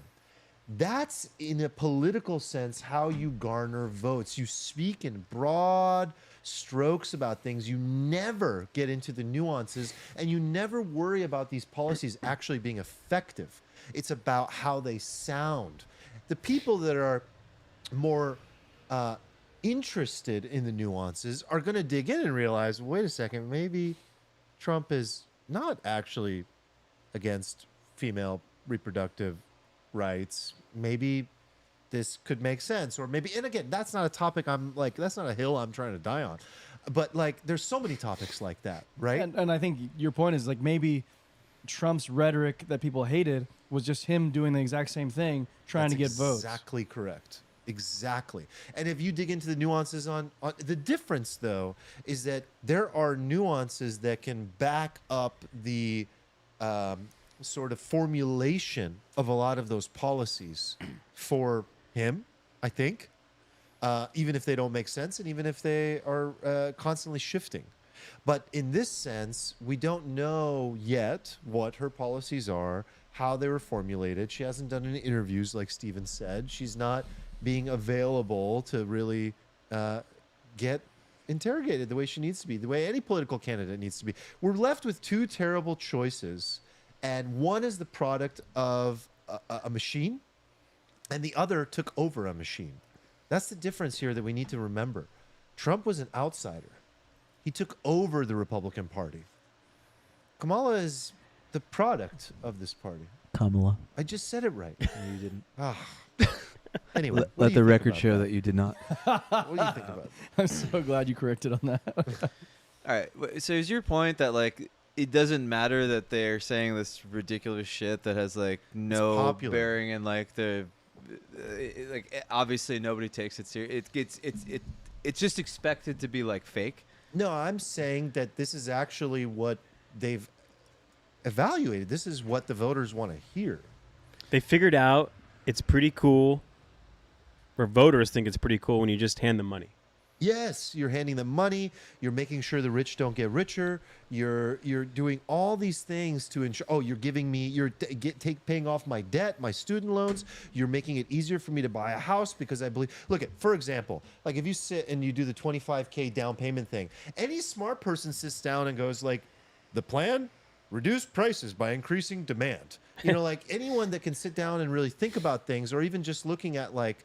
The down payment issue or the money printing issue, people don't care. Most voters don't care about money printing because they don't know what money printing even is. They don't know how the Federal Reserve works. It's important to understand like where the average voter is sitting in this, and they care about their pocket, they care about their ideology, and they care about feeling like they're part of something that makes sense to them. It doesn't matter the technicals. Okay. So yes, that is what I'm saying. You know what bothers me?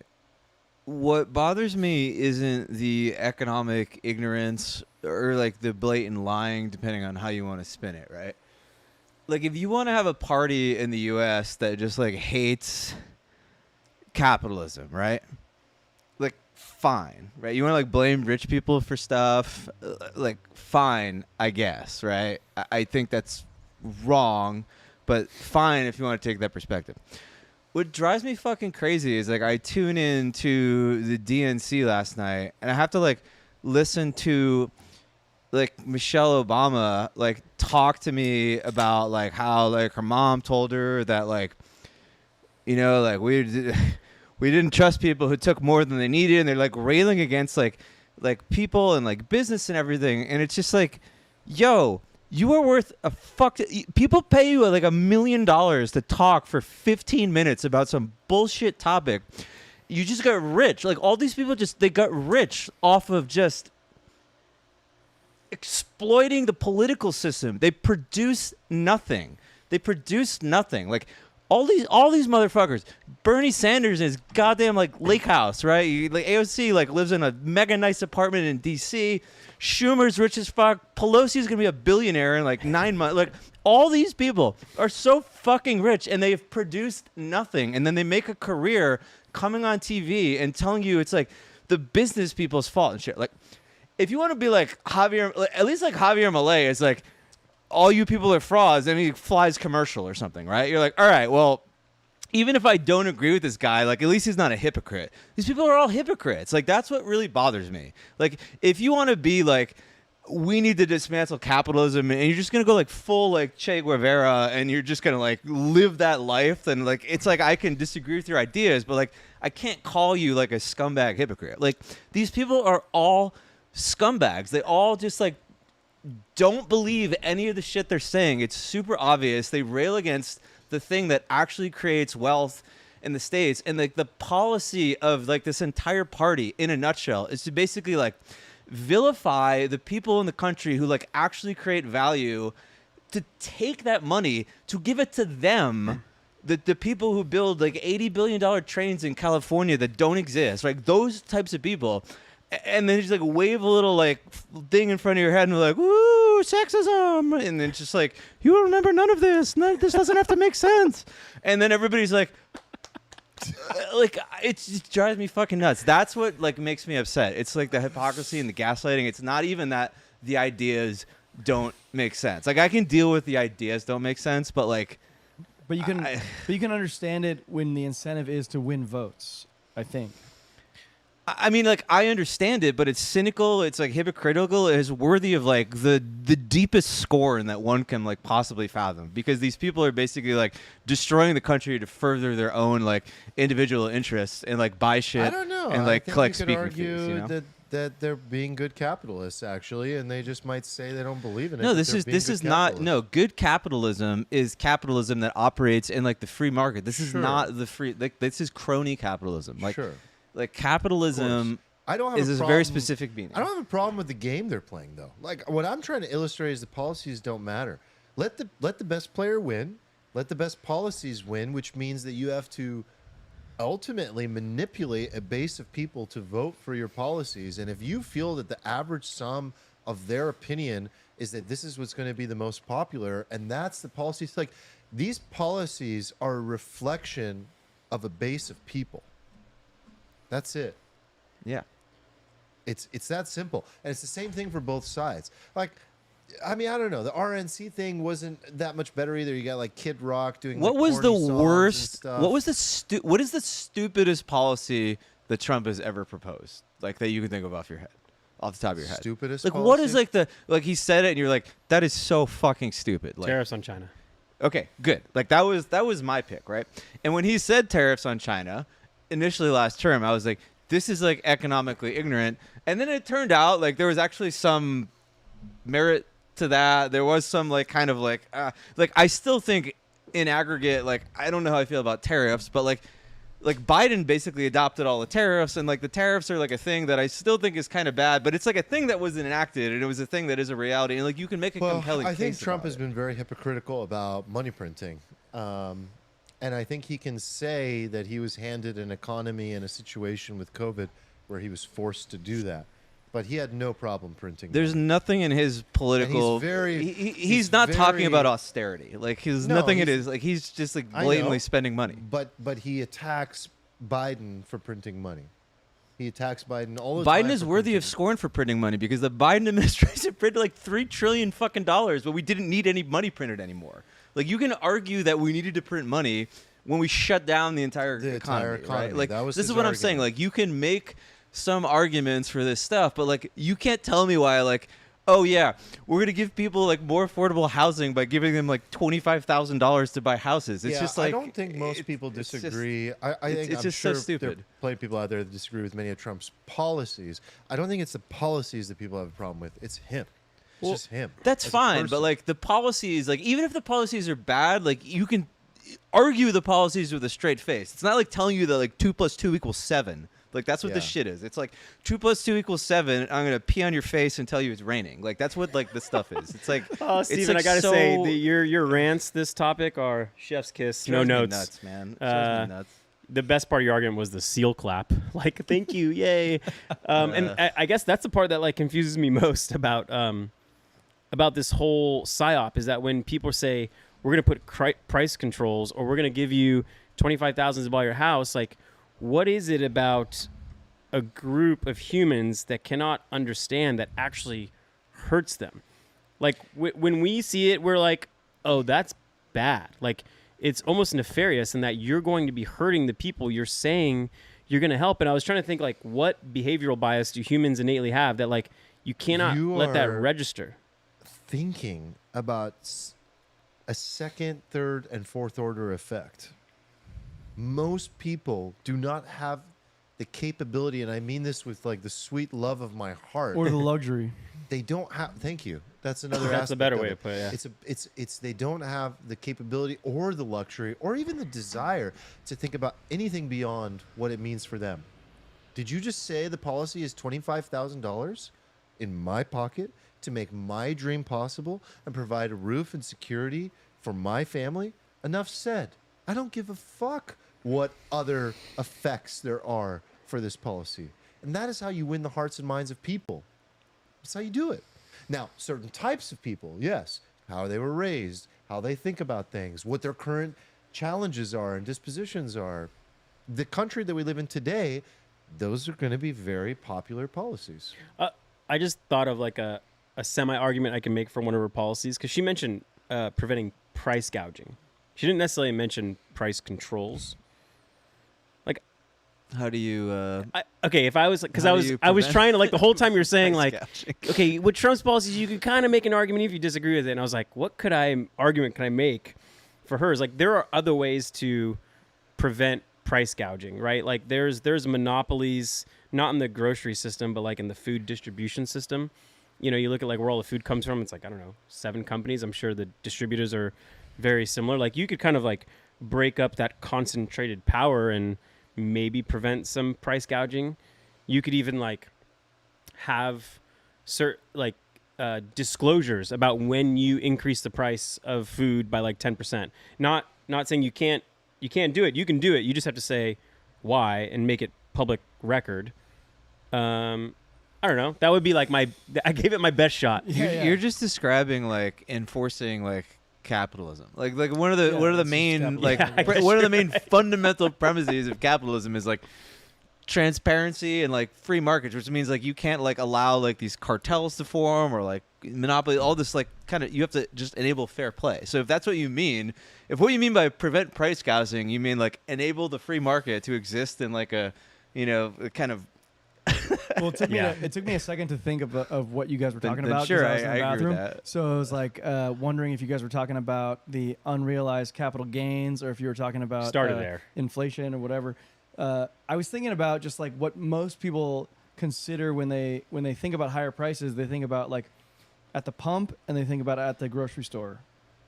Okay, so at the grocery store, like I think on the consumer facing side, like grocery stores operate on like the thinnest margins. Sucks. Yeah. It's like a shitty business. Terrible. And you have like so much inventory to manage, and most of that shit goes to waste probably. Yeah.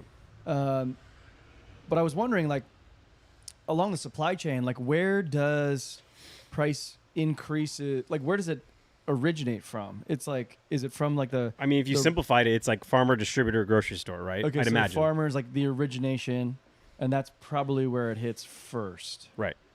And then by the time people are getting upset, they're getting upset at Kroger or whatever. They're just and- pissed off at Kroger. And Kroger is just reacting Yeah. most times. Yeah, like they probably have the least control of the entire Probably yeah. low They're just single trying to digit. stay in business. Their and margins add are their like- 5%. a joke, you know. It must be 5%.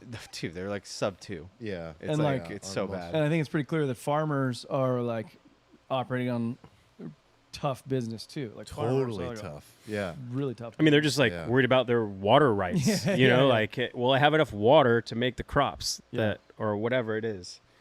I mean, do we even want to go into why like price controls are bad? I feel like this audience already No, like, understands. we know that. why price controls are Okay. bad. Like we don't have to explain this to people. Like I think our audience understands this. All right. Well, should we go into the Beat a last dead topic? horse. What is the last topic? Well, I don't even know. Before the last topic, let's give a shout out to our lovely sponsor, Magic Spoon. So if you go to magicspoon.com/alfalfa, you get $5 off the beautiful variety pack. I think these two are included: frosted, peanut butter. What else do we have? I think we have a chocolate flavor. We have cocoa and fruity. So this has 0 grams of sugar, 13 to 14 grams of protein, and 4 to 5 grams of net carbs. There's only 140 calories per serving, and all the friendlies you can think of: keto-friendly, gluten-friendly, grain-free, soy-free. Yeah, I mean, it tastes great. It's kind of like all those like childhood cereals you used to eat. Looks like a little crossword puzzle on the back. Yeah, so go to magicspoon.com/alfalfa. Use the promo code alfalfa at checkout. You get the discount, and if you or the kids don't like it, they'll give you your money back, no questions asked. So thanks, Magic Spoon, for sponsoring the pod. Appreciate you guys. So we were talking about like what people care about, you know, at the gas pump and the grocery store. So let's pull up. Wait, hold up. Yeah. Do you know who's in the chat right now? Yeah, I know he is. He's back. Do you know who's in the chat right He's now? back. I already said what's up to him. You said what's up to him? Yeah, I Who's did. in the chat? Rectum's back. Rectum's in the chat. Get He's in here. out. Yeah. Unless somebody's just trolling us with a. Did someone Fake fake account. Rectum account? That would be so cruel. That'd be so cruel. I guess we should say Edmund. welcome back. Welcome back, Edmund. I miss you give me so the code much. word. Oh, also, Give me the code word in the chat, and I'll repeat it out loud. also, well, this will be our way to dedicate because Edmund tip $69 says, "I have a few months to dominate home building, and you fucks nuke the market." Wait, it's really him? It's You're really gonna shed a him. tear. Yeah. Did he really do that? Yeah, thank you, Rectum. I'm gonna Oh, cry. wow. I'm Did gonna he cry just do right that? Yeah, now. he did I it an hour never- ago. I missed it. I never Oh. thought I could misrect him so much. Oh my God, I feel Was it Jeff Hookham's Albanian bat signal in the It in the must have Discord? worked. What was he putting hot Albanian Hot women every day in the Hot Discord until he Albanian a day? returned? A hot I Albanian wonder. day. Yeah, I wonder if Edmund's aware that Jeff has been posting hot spamming us with Albanian beautiful every women. day. It's been really hard to deal with. I gotta say, The go Albanian Albania. women will continue until morale improves. All right, let's put this up on the screen. So I think maybe if you guys saw this, but there was a Reddit post, and this guy has a secret to share about the secret to life. Let's read through it real quickly. So after the first 2 to 3 millions, a paid off home and a good car, there is no difference in the quality of life between you and Jeff Bezos. Both of you have limited amount of time on Earth. You have twice, if not more, than Jeff, so you are richer than him. I think he's talking about time. A cheeseburger is a cheeseburger, whether a billionaire eats it or you do. Money is nothing but a piece of paper or a number in your app. Real life is outdoors. Become financially independent. That's usually $2 to $3 million. Have good food. Enjoy the relations. Work out and enjoy sex. Sleep well. Call your parents. That's all there is to life. Greed has no end. Repeat after me. Time is the currency of life. Money is not. Sooner you figure this out, happier you will be. And so, yes, agree or disagree. And I guess the biggest question amongst us who live in San Diego is actually Is that enough? Okay, is can I $2 to guess? $3 million enough? Yeah. I want Armand to guess around the room. Can I guess each person's? Yeah, what Answer? you think the answer is going to be? Okay. No gray. Yeah. Agree or disagree? Yeah, I got mine. Disagree. Disagree. Agree. Okay. Agree. Okay. Uh, Well, can I point out my favorite part about this? This Reddit post. Wait, for people not watching, they're like, "What are you talking about?" Oh, Okay, yeah. I said Steven disagree, Nick disagree, Eric agree, and myself agree. Would I have a follow up? Like, is it? Oh, Nobody I have. wants. I have three. I have 3 million in the bank, but like I have like 400K in income. Then that's like, yeah, I guess it's enough. But like, if it's just like, oh yeah, I have 3 million and I'm gonna check out. Yeah. Yeah, that's what he's saying. It's obviously not I think, enough. where we Yeah, I live. think 3 million to check No, you out. still gotta work. You gotta do some things. I think 3 million to check out, but like, You gotta still make some money. Hold on, can we just point out the best part of this? I love the sentence, enjoy the relations. What is that? Yeah. Is that like enjoy your friendships? I don't know. I think he's from Croatia or something. I don't know. I love that This. sentence. I Enjoy feel the like relations. this. I feel like if Enjoy you're the not. I relations. feel like if you're ignoring income, then this whole discussion is irrelevant. Like if you're like whatever, like yeah, you still have to make income. Then it doesn't matter what you have. Like because no. if you make like 600K a year in income, but you don't have any savings, it's just like, are you good? It's like, yeah, you're good. Yeah, I Like agree when with people that. ask this when people ask this question, the implication is that like you're not going to be like working, or you're going to be working significantly less. no, I think what he's implying is that like you're good, like you're kind of like done. you stop working, you Yeah, check you're out. done. Yeah, that's That's how I pretty- interpret it. And then like the answer to that is like obviously no, if you live here, unless you No, have like in San 4 years Diego, left to live. But if you're in Croatia or something like that, this is Of course, but that's Plenty. what these posts are kind of like. They're just silly, right? Because they're just like they put a number out there, but the actual number is like a 20x difference depending on like what zip Well, code you let live. me ask you this. Let me just Yeah. kind of like take the counter to your proposal that this is not enough. If you use this 4% rule, which I'm typically not a fan of, but that's if it's 2.5 million, that's 100K pre-tax a year that you can pull out. Should last you roughly 30 years, I think, is what they say with like a 4% rule. When you're withdrawing 4% of your portfolio, maybe there's some returns that helps you keep up with inflation, grows the pie a little bit. I could help a motherfucker. Yeah. I could help a motherfucker beat that. So are you saying that 100K a year is not enough? There's not enough to live here. It's not even close to enough to live here. It's like a joke if you live here. no. It's definitely poor here. Like that barely covers your tax bill on a slightly above average house, right? Yeah. Like it's like insane. Well, need, after like- tax, we're talking about that's like probably like roommate life. 75K, right? Let's say you're not working, you're in a low tax bracket. Some of it's pulling out principal. Some of it's pulling out taxable gains. I'd say it's like 75K is what Yeah, you're really playing unfortunately, with. You're never gonna have your own place. You're never gonna. Like I think live properly with I that just feel money like a here. better discussion isn't like what is the absolute number. Right. And like, look, 2 to 3 million is enough, and that like if you told me I had to survive on 2 to 3 million forever, and that my existence depended on it, I'd be like, okay, I would just like move to Thailand or something, and I'd be fine, right? So if that's Yeah. the nature of the Right. discussion, then sure. And to be fair, I think what he's suggesting is that that's the case. Like that is enough. Mhm. It's enough in the earth to do that. but like to your Because point, those are choices. like where what you is live. enough is really the thing. Like what are you trying to buy with the money, and how much of that do you need to buy, and like what do you need to buy, and like where do you need to be, like that. Those are the questions, not like Well, let me just Oh, do you start. need, Let me like, start on 3 how I million? feel about it, because like Armand nailed me correctly. Like I think that's sufficient, and here's a couple reasons why. For the simplest reason is that like most people on Earth don't have that, and they get by.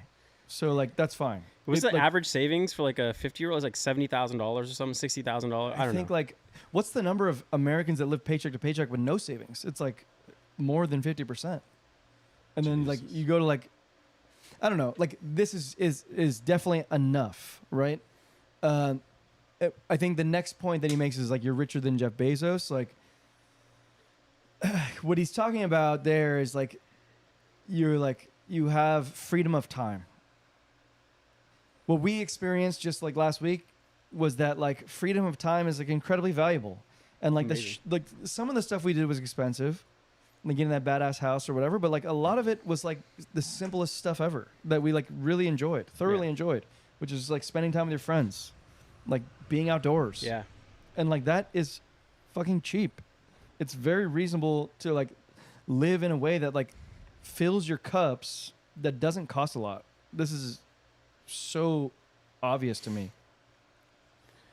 Yeah, I think it's easy to get wrapped up in the details. That's why I'm a no nuance on this discussion, because I think that is not as interesting as like the just generally like what is it that drives the happiness in life. It's not about that money. It's not about like your cost of living. Am I still working? Am I not still working?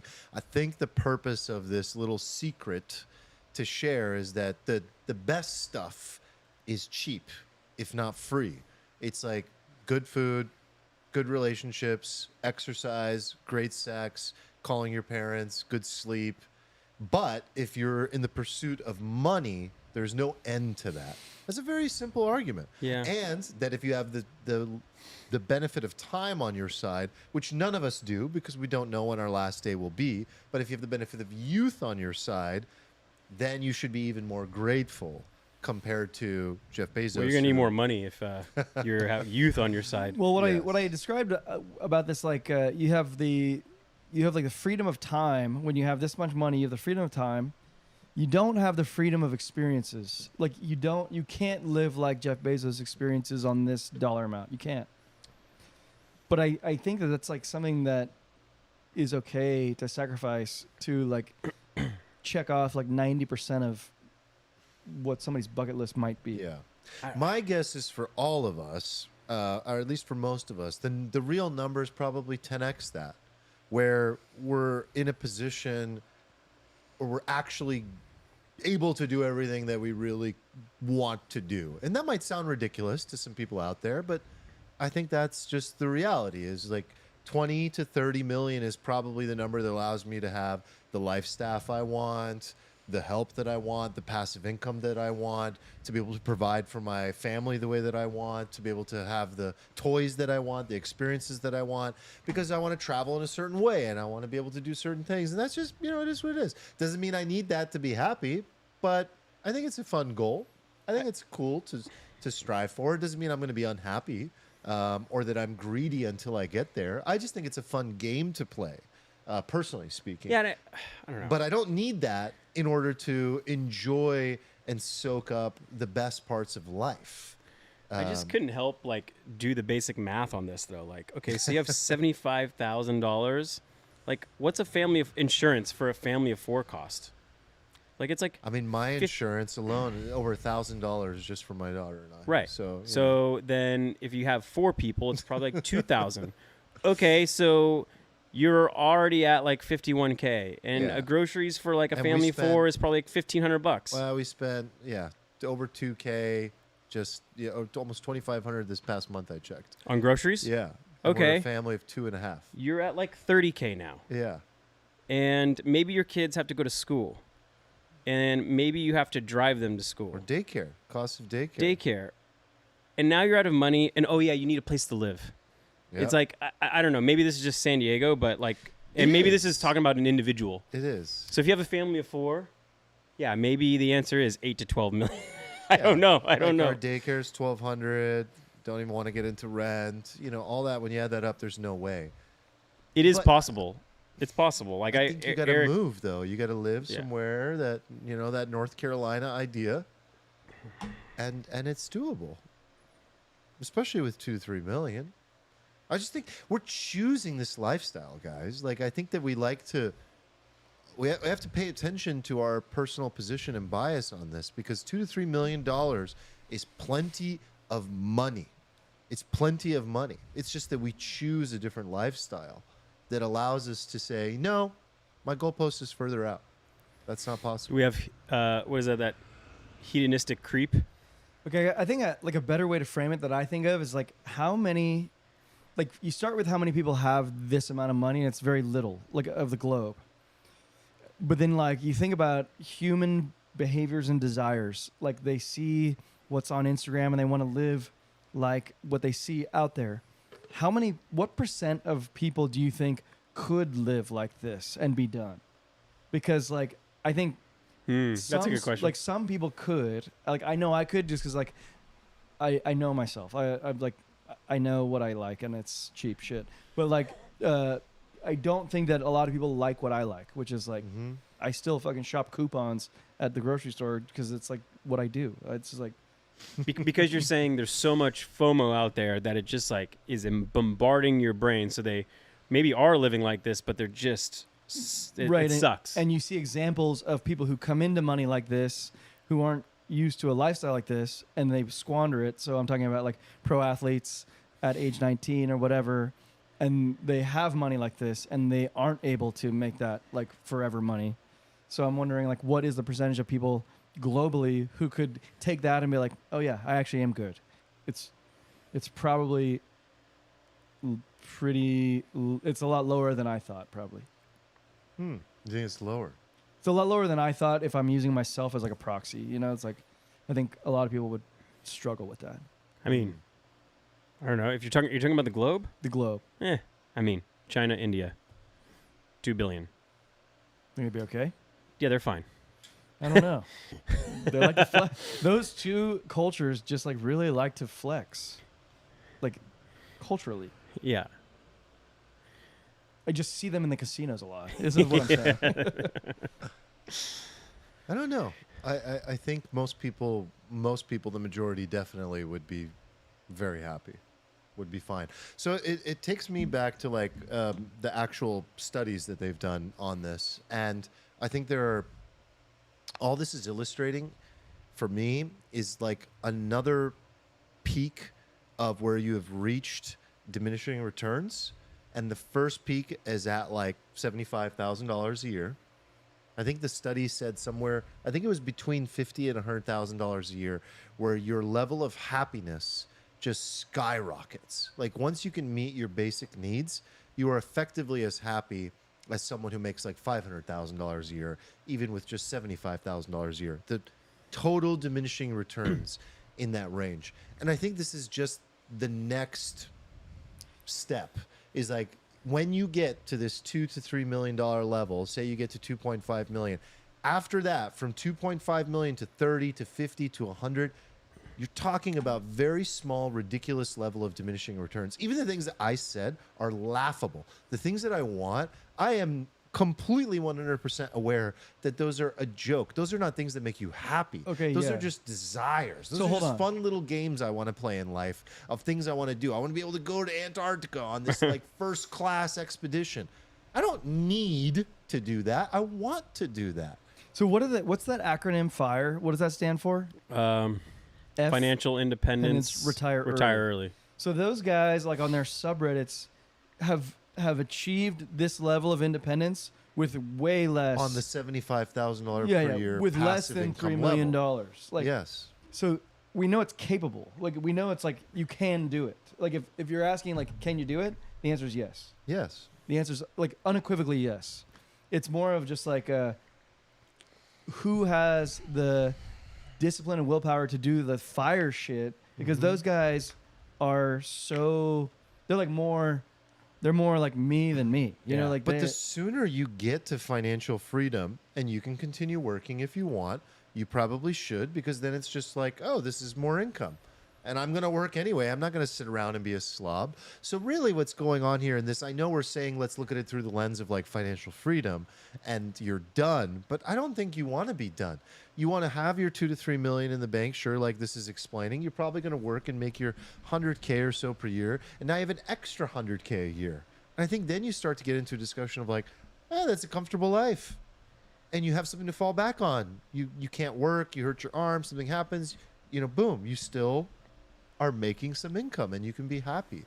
But I think anything beyond this, I don't know how much happier in terms of quality of life you can get after that stage. Although in Secession, $5 million is like the poorest rich man in America. So Oh God, I love that scene. great what clip. was that quote? It's when Greg is like, yeah, my grandpa is going to give me like $5 million. I mean, Nick knows it verbatim. No, probably. I don't know it It's like- verbatim, but it's something it's like, you can't retire off $5 million, and Yeah, they're like, The- Greg, no. the cousin goes, "Oh, $5 million's a nightmare."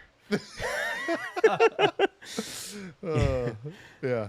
They basically talk Like him out 5 of million's a 5 nightmare million. because you are the poorest rich Rich guy Yeah. in the party. Yeah, they walk him through like all the reasons why he's just like screwed. He's like, by the time you do this, this, and this, you have no money. yeah. Yeah.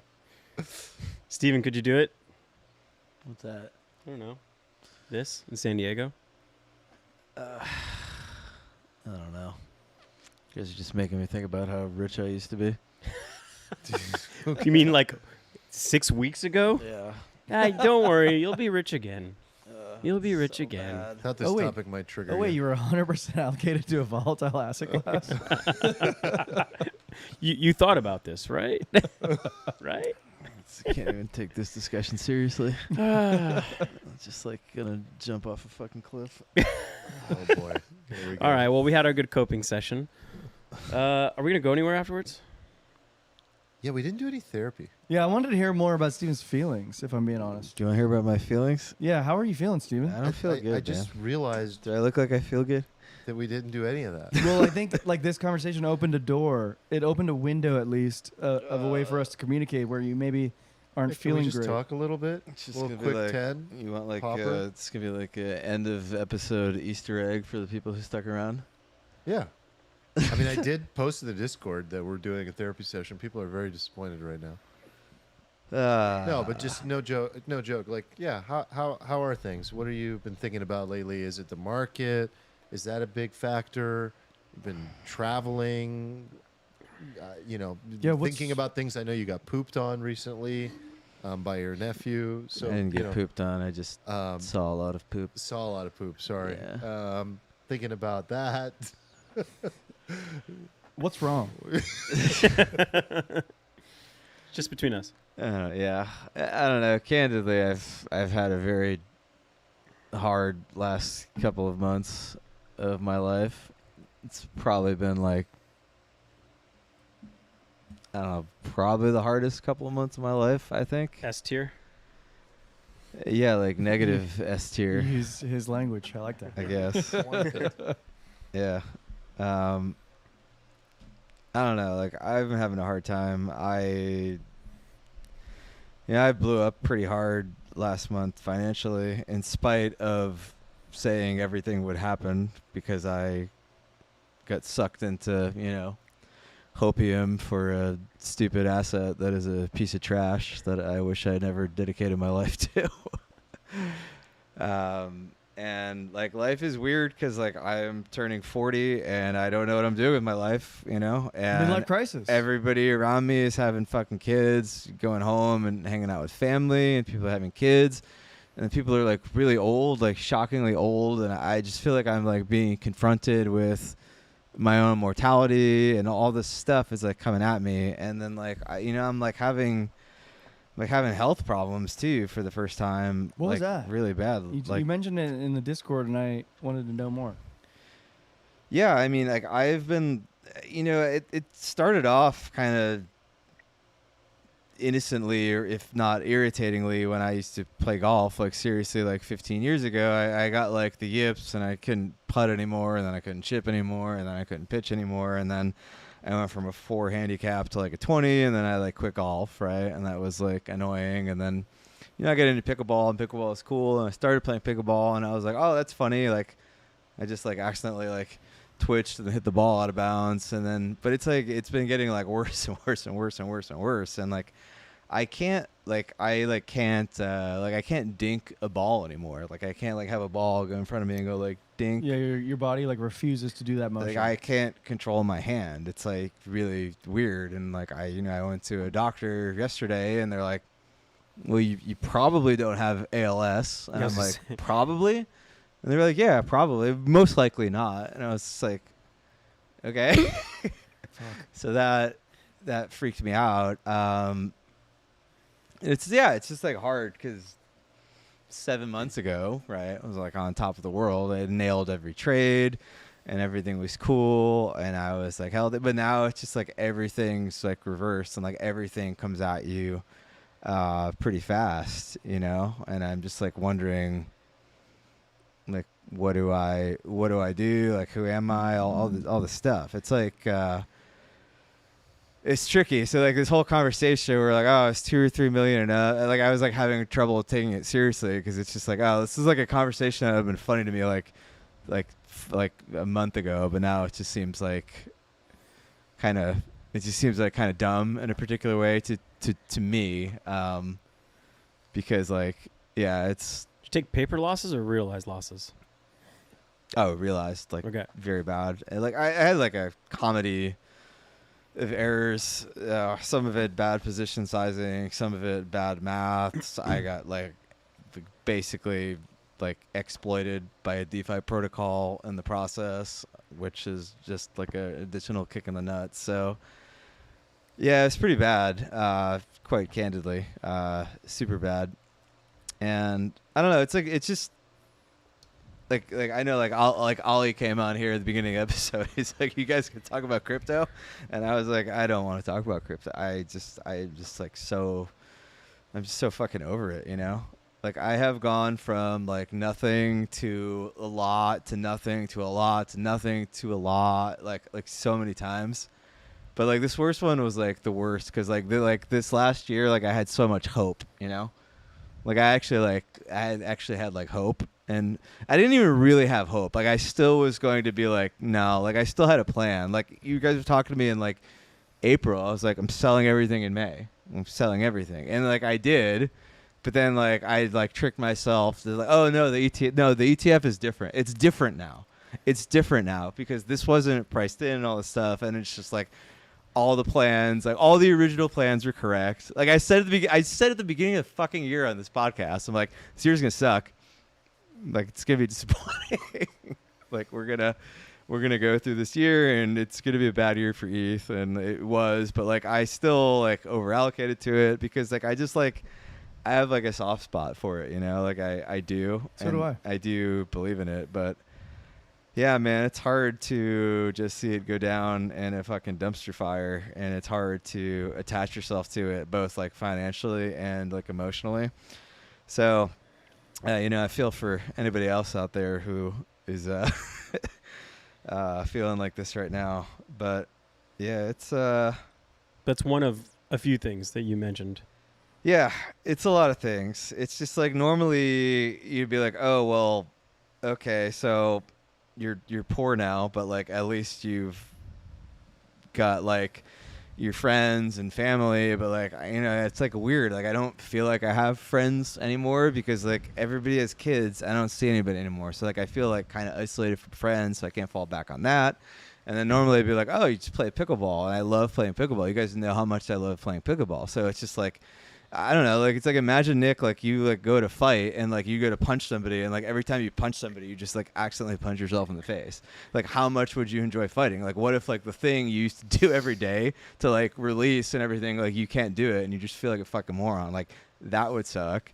So like all of these things like just kind of coming out of nowhere. Yeah, it's like It's like it's hard to get a W right now. The W's are hard to come by. Yeah, like I'm debating like everything in my life right now. I'm like, should I live here? Like why do I do anything I do right now? Like I built up this like it like my lifestyle is just like it's just insane. It's like exorbitant. Like the amount of money I have to make like pre-tax in California just to exist, like with what I've done is like. It's like astronomical. So you're like, it's like, oh, it's $2 million enough. I'm like, it would last me like 4 years and I'd be bankrupt. It's just like, no, it's not. But then I'm like, well, why isn't it enough? Like, why did I do that in the first place? And should I keep doing that? Do I want to do anything I have been doing for the last 2 years? Like, it's like hard when you're like kind of good at things, but also they bring you like pain. It's like, do you keep doing that? Like, or do you try to do something else? Like I don't know. Yeah, it's like it's like I don't know. Do you find like when you think of one thing you think of the other things at the same time, like you find yourself stacking or conflating? They're all stacked because like when something happens to you financially, the first thing people say to you is like, well, at least you have your health. And I'm like, yeah. Maybe not really. And then people are like, well, at least you have like your friends. And I'm like, well, yeah, kind of, but not, everybody's gone. Everybody's doing things. It's like, what are you doing? I don't know. So you find yourself running around in circles, like you need, I need some footing to stand on personally. Like I'm just such like a purpose driven person, and to like have like a lot of that like cut out from under you is like rough. And it's like, I don't know, like the one thing I have in my life still is like the piano. It's like the one thing that doesn't drive me fucking crazy, but like I don't know, like I can feel it like creeping into my piano playing now too. Like I can feel myself like twitching and like hitting wrong notes, and I'm just like, fuck, like how many more like weeks or months can I do this? And then it's like, yeah, it's gonna be really rough. Like I don't know what I'll substitute in there. Like I built up this like army of kind of like fallbacks to deal with stuff, because like my life is pretty stressful. Like I've always had a pretty stressful. It was a stressful life. Like not having, like I haven't had like income for 2.5 decades. Basically. And like dealing with that is difficult. So you have all these things to deal with. You have all these coping mechanisms, and it's like hard when you lose all your coping mechanisms, and then like also the main thing you do is like also on fire. What when you've been in these places before, like what type of thing has pulled you out before? Like for some people it's like an emotional change, right? Like they have this new emotional perspective, and that like fuels them to like push through. And some people are more like, no, I need like a plan. I need like a logical plan, and friend, you need to show me reasons why I'm wrong, and I need them to be rational and clear. Like have you found like stuff before where you've been that way? And is there a certain type of thing that like pulls you slowly out? I like, for me, my plans have always started with like reacquiring currency. Like, 'cause it's just, I don't know. Okay. Like, for me, like I just don't feel, I'm like a very independent person. I don't like depending on other people. And like I grew up with like no money, and that was always like a source of stress for me. So to me, that was like always like my safety net, and I never wanted a lot of money because I wanted to buy a yacht or a jet. Like I just wanted to have like a fortress of like self-reliance, right? So to me, that's always been like the first thing, because it's just like I don't even know what to do like if I don't have that. So like that's always step one of the plan for me. But like I don't know beyond that. Do you ever find like solace or reassurance from the fact that you've been low and then have reacquired, and then go low again and then reacquired? Like, does that help at all?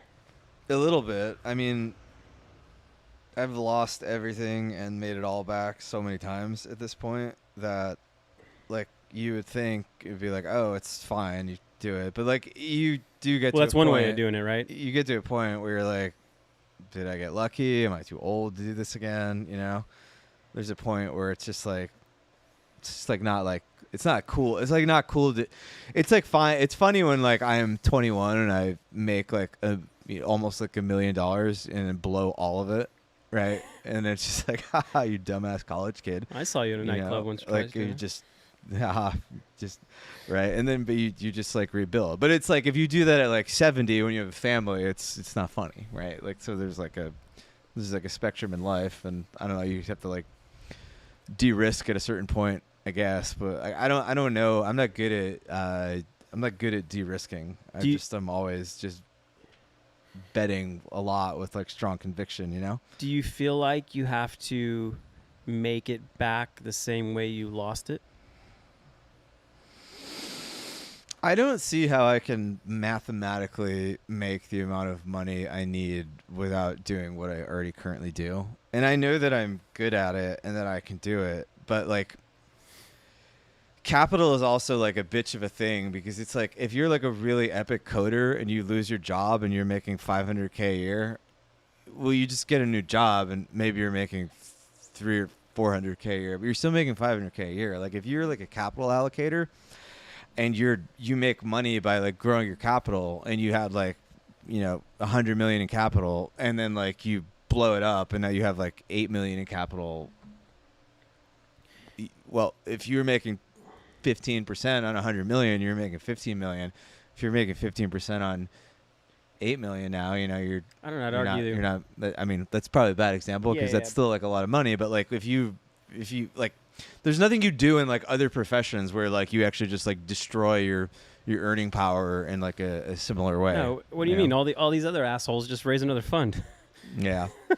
Like when I played poker, I couldn't do that. Like when I had like a huge bankroll when I was 21, I was like playing $5,000-$10,000 buying games. But when I lost that bankroll, I couldn't go play $10,000 buying games anymore. I had to go play $100 buying game and make it all back. And that was like it was a very humbling experience. Although it was like gratifying in the long run to go through that and to know that like you could do that. And there's like a certain like zen that comes from knowing that you can go from like everything to nothing and then go back again, to just know that you can do it. Like there is a certain piece to it, but it's also not like super fun. Like, it's going to be very difficult and not 100% assured.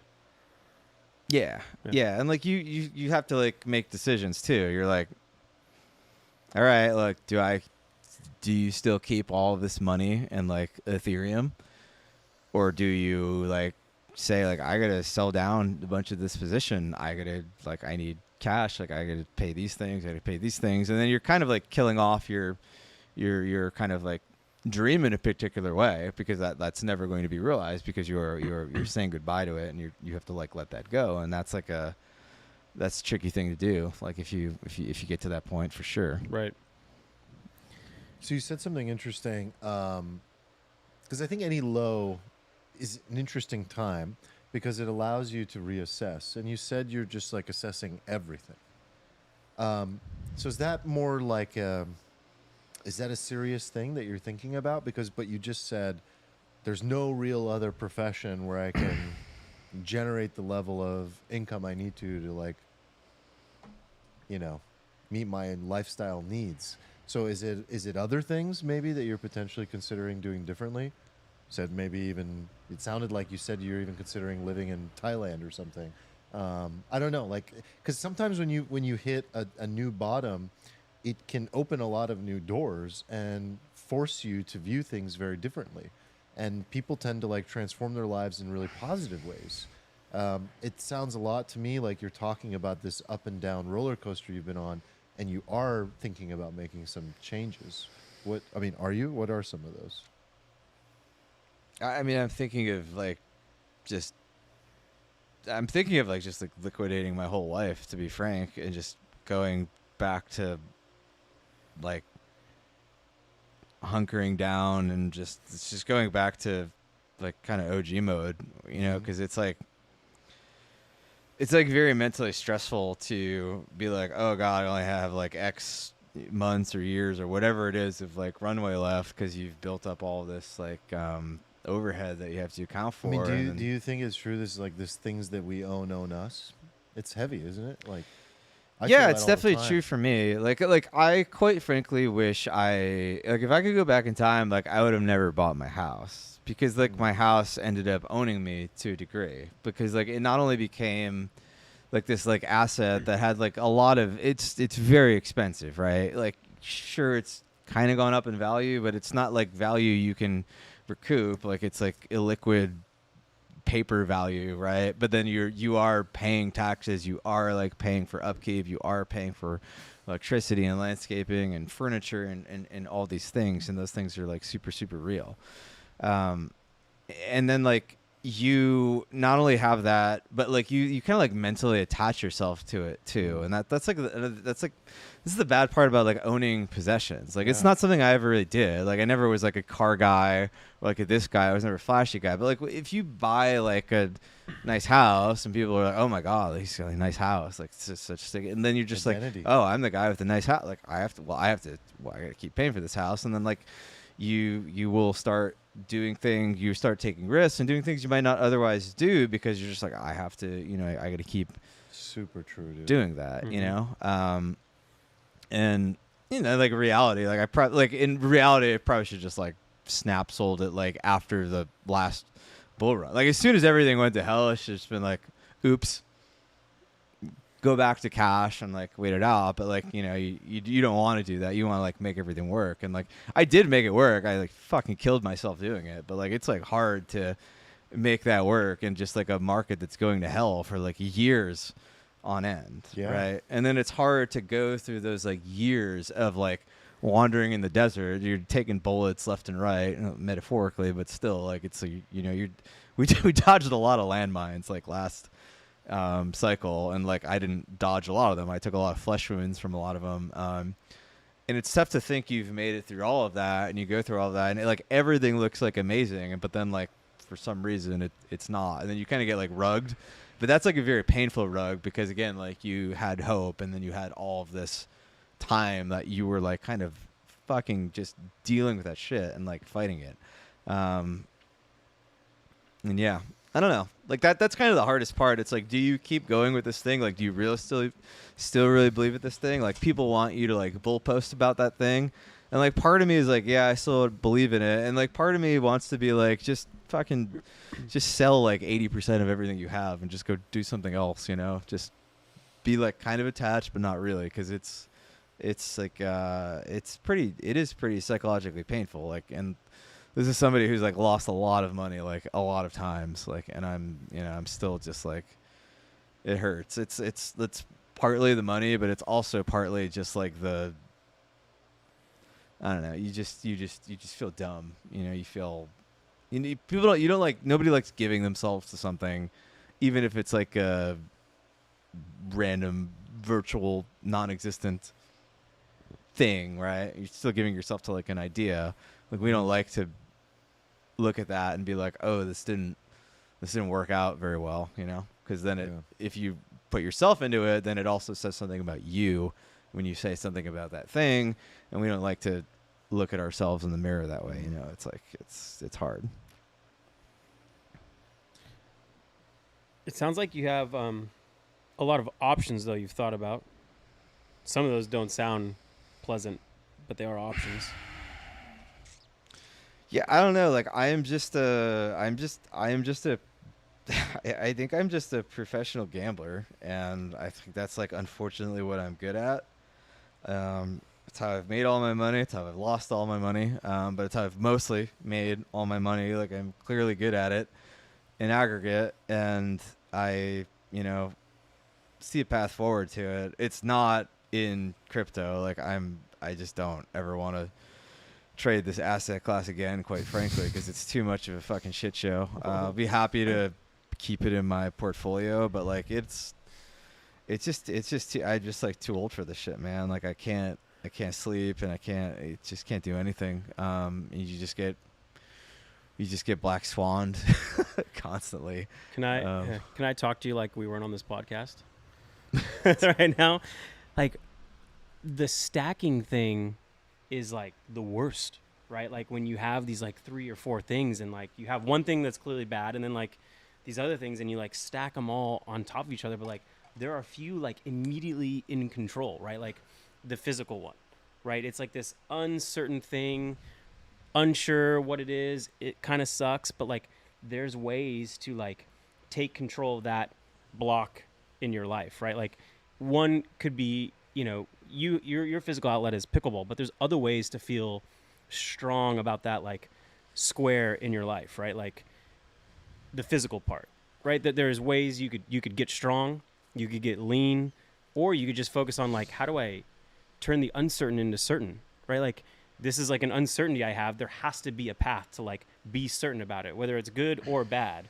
The certainty is most likely, better than the uncertainty, and it would like prevent the stacking. I feel like, because I've been there before, and it's like, okay, I'm fucking stacking all this terrible shit in my life. Is there one I could like? Which one do I have most in my control to like not have to stack? And like maybe that's the one that's like easiest.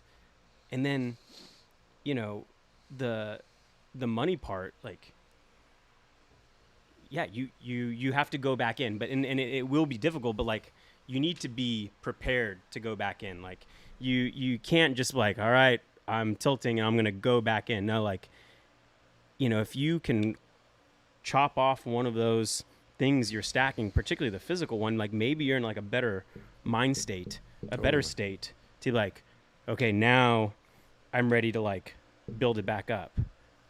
I don't know, like are you in this moment of like assessing inaction moment, or are you like in an action moment yet? 'Cause sometimes it takes a while to be ready to like start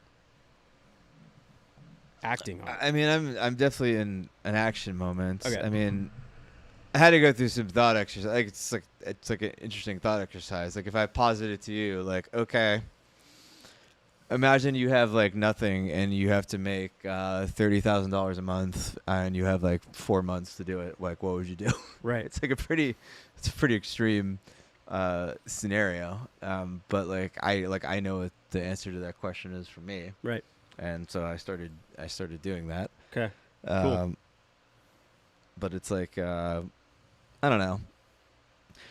Sometimes I even wonder like how I got here. Like I was home with family and everything, like watching home movies of me in high school, and like I was a smart kid, I was a golden child of my family, and everybody thought I was gonna be like a doctor, I was gonna cure cancer or some shit. And like sometimes I'm like, well, how did I end up here? And like, was this like actually supposed to be like what my life was? I was just gonna like play games for money. But like I just truthfully never felt like anything else in the world. Like I never got like compensated for doing everything. Like I just fell into this because I thought it was like the only way where like I could be smart in the way I knew how to be smart and get paid for it. And it was just like always important for me to get paid, and so I kind of just fell down this rabbit hole, and it's just been like a rabbit hole I've been in ever since. But like, yeah, it's like not what I would do if I had $1 billion, that's for sure. Right. So those thought exercises that you're going through, are there some that like recur? Like you find yourself in the same thought exercise? Yeah, I don't know. I mean, I guess like I always I don't know. I feel like I always draw similar conclusions, and sometimes I just you think about the same thing 20 times. You're like, wait, why am I still thinking about this? I'm just like beating myself over the head. Same conclusion, you know? Yeah. Like I have those like recurring ones, and for me it helps to like write them down and then slowly be like, what's like a slightly different version of that? Okay, what's a slightly better version of that? Which one gets me a little excited or like less feel shit about it? And then like you have it on your like notes, and every time you think of that same thought exercise, you go read the one that's like a little bit better, you know? And like it sounds like you have those versions already. Like some of them are there. Yeah. I feel like I'm curious what Eric thinks about how he approaches stuff like this, because like these two are kind of pretty algorithmically driven, right? And they have really good frameworks for things and ways of thinking through and problem solving. But and you are too. You're very logically driven, but your approach to like problems is a little bit different. Like, what are some of the questions you would be asking yourself, or ways you'd be like navigating something like that? You're gonna ask a guy who's never been sad. So my first, Yeah, but I think it's really had useful. my Like, first bad day a couple days ago. I think it's really useful. No, like if I've like blown up money before. I resonate with the money thing more than anything else. Mhm. But I think what I was gonna save this for off the pod, but I'll say it now. Like what I would say is like, depending on how bad the blow up is, like we talked about on the $2 million, $3 million exercise, like you had like time freedom and you had like activity freedom. Maybe you have less of that now, and maybe you have neither of those now, but you have all the fucking skills and ability in the world to like be an asset to anybody. Like I'm not crying for you in the sense that like I don't think anyone's crying for you. Like you're gonna be fine. Mhm. You have all the ability in the world to be fine. To make $30K in a couple months, like of course you're gonna do that. You can easily do that. You're questioning if you can do it with the freedom and luxuries that you had before. No, I'm questioning if I can do it. No, you Like- can do it. That's a lot of. You can totally do it. That's a lot of money to make just from Well, like hypothetically. Like you have nothing, go make 30K in 4 I have months. all the confidence in the world in you, and you're gonna do it. So, like, if it's a money thing, you're gonna be fine. Do you remember one weekend we thought we were about to blow up a lot of money, and we started talking to each other about it? We all went to the bar and got drinks, and we're like, well, I wonder on Monday when this stock opens Yeah. if we just talking blew up a lot about of that money. One stock. Oh yeah. Oh yeah. We I sold. remember What that. did we sold a happened to me- naked. It happened to me several times. We but, sold. like- We Yeah. sold a naked call. the one you're talking to me about is Biogen, Biogen. and that I think I was like yeah. I was short like $20 million of notional Notional. principle of this thing.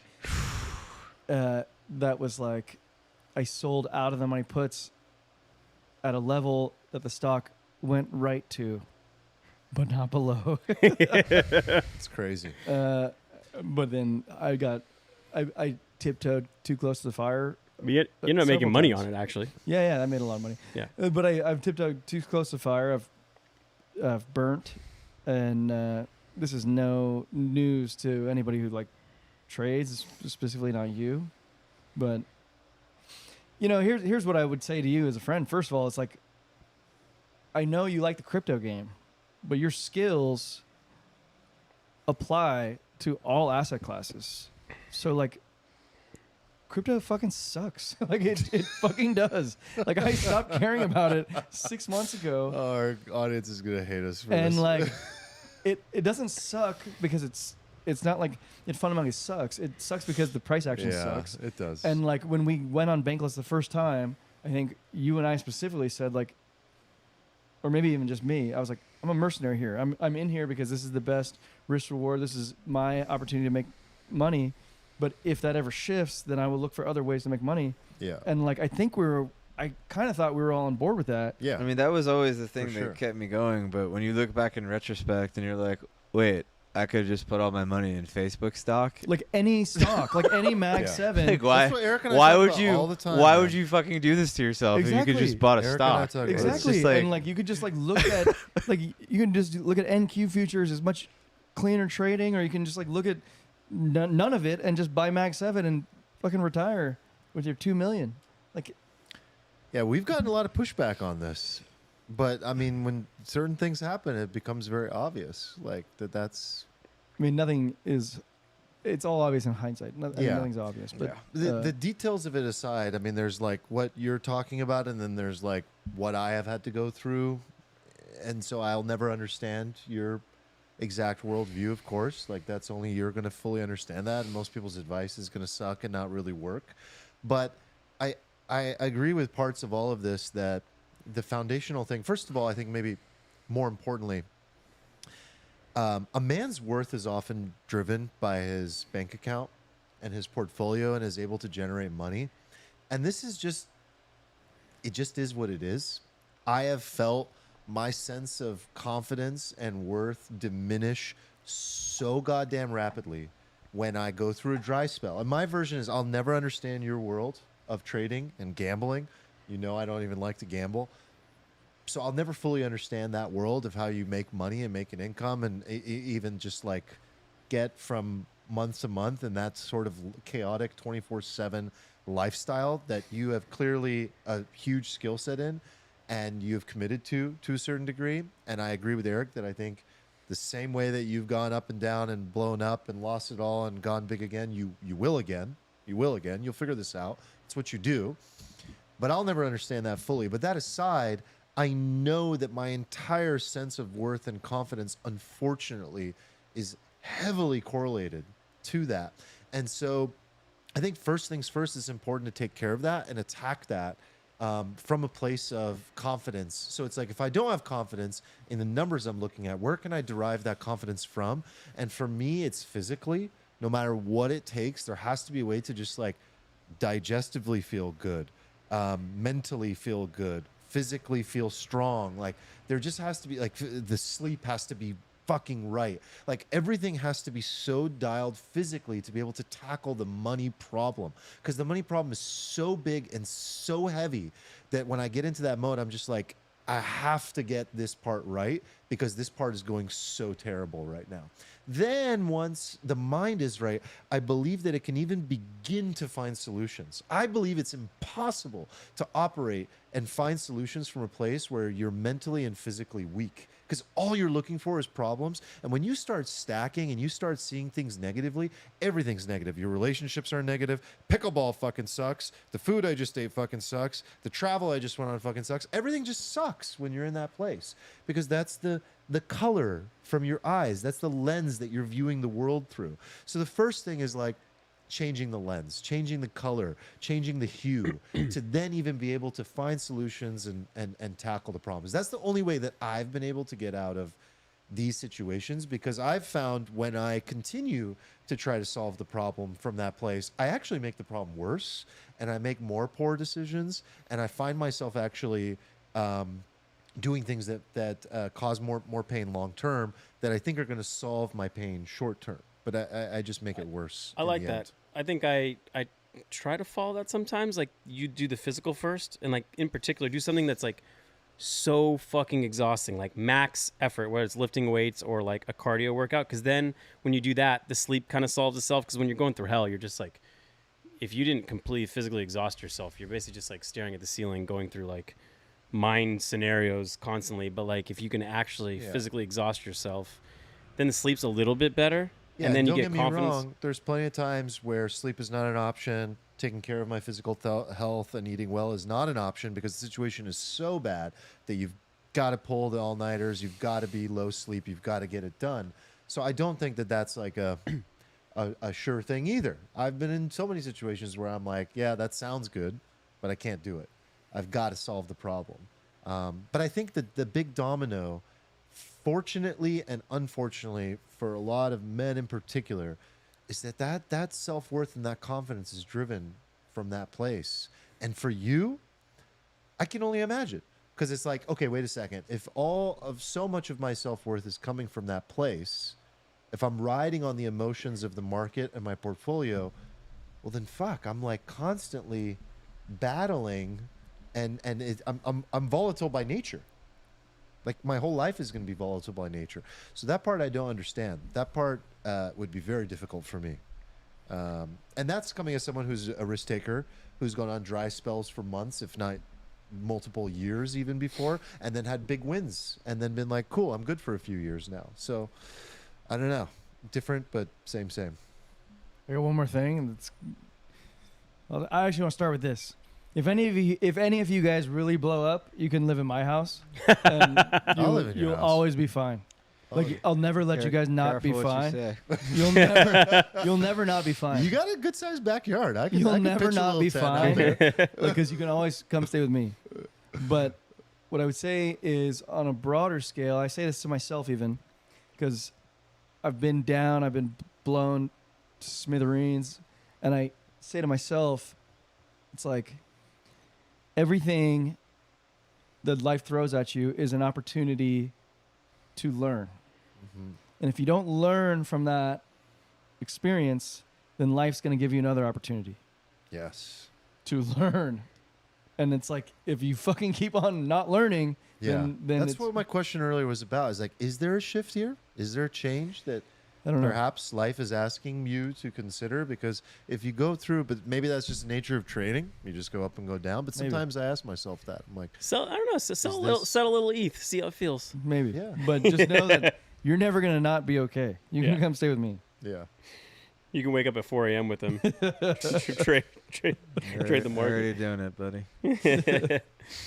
All right, you guys want to go somewhere? Yeah. Keep chatting. A little after hours. All right, let's do it. After hours. Well, thanks, guys, for sitting in on our little Yeah. homie talk. We got our therapy in too. Yeah, we did too. That was great. For the actual therapists out there, how was our brotherly conversation? Are you guys going to be here next week? Yep. Yeah. Yeah. Cool. We're back. 2 in a row. Yeah, we'll be back next week, Wednesday, 5 p.m. PST. Thanks for everyone in the chat. And I see a lot of you hung through. Yeah. Cheers, salute, handshake. A lot of you. Love you guys lots, and we will see you next week. Bye-bye. Bye.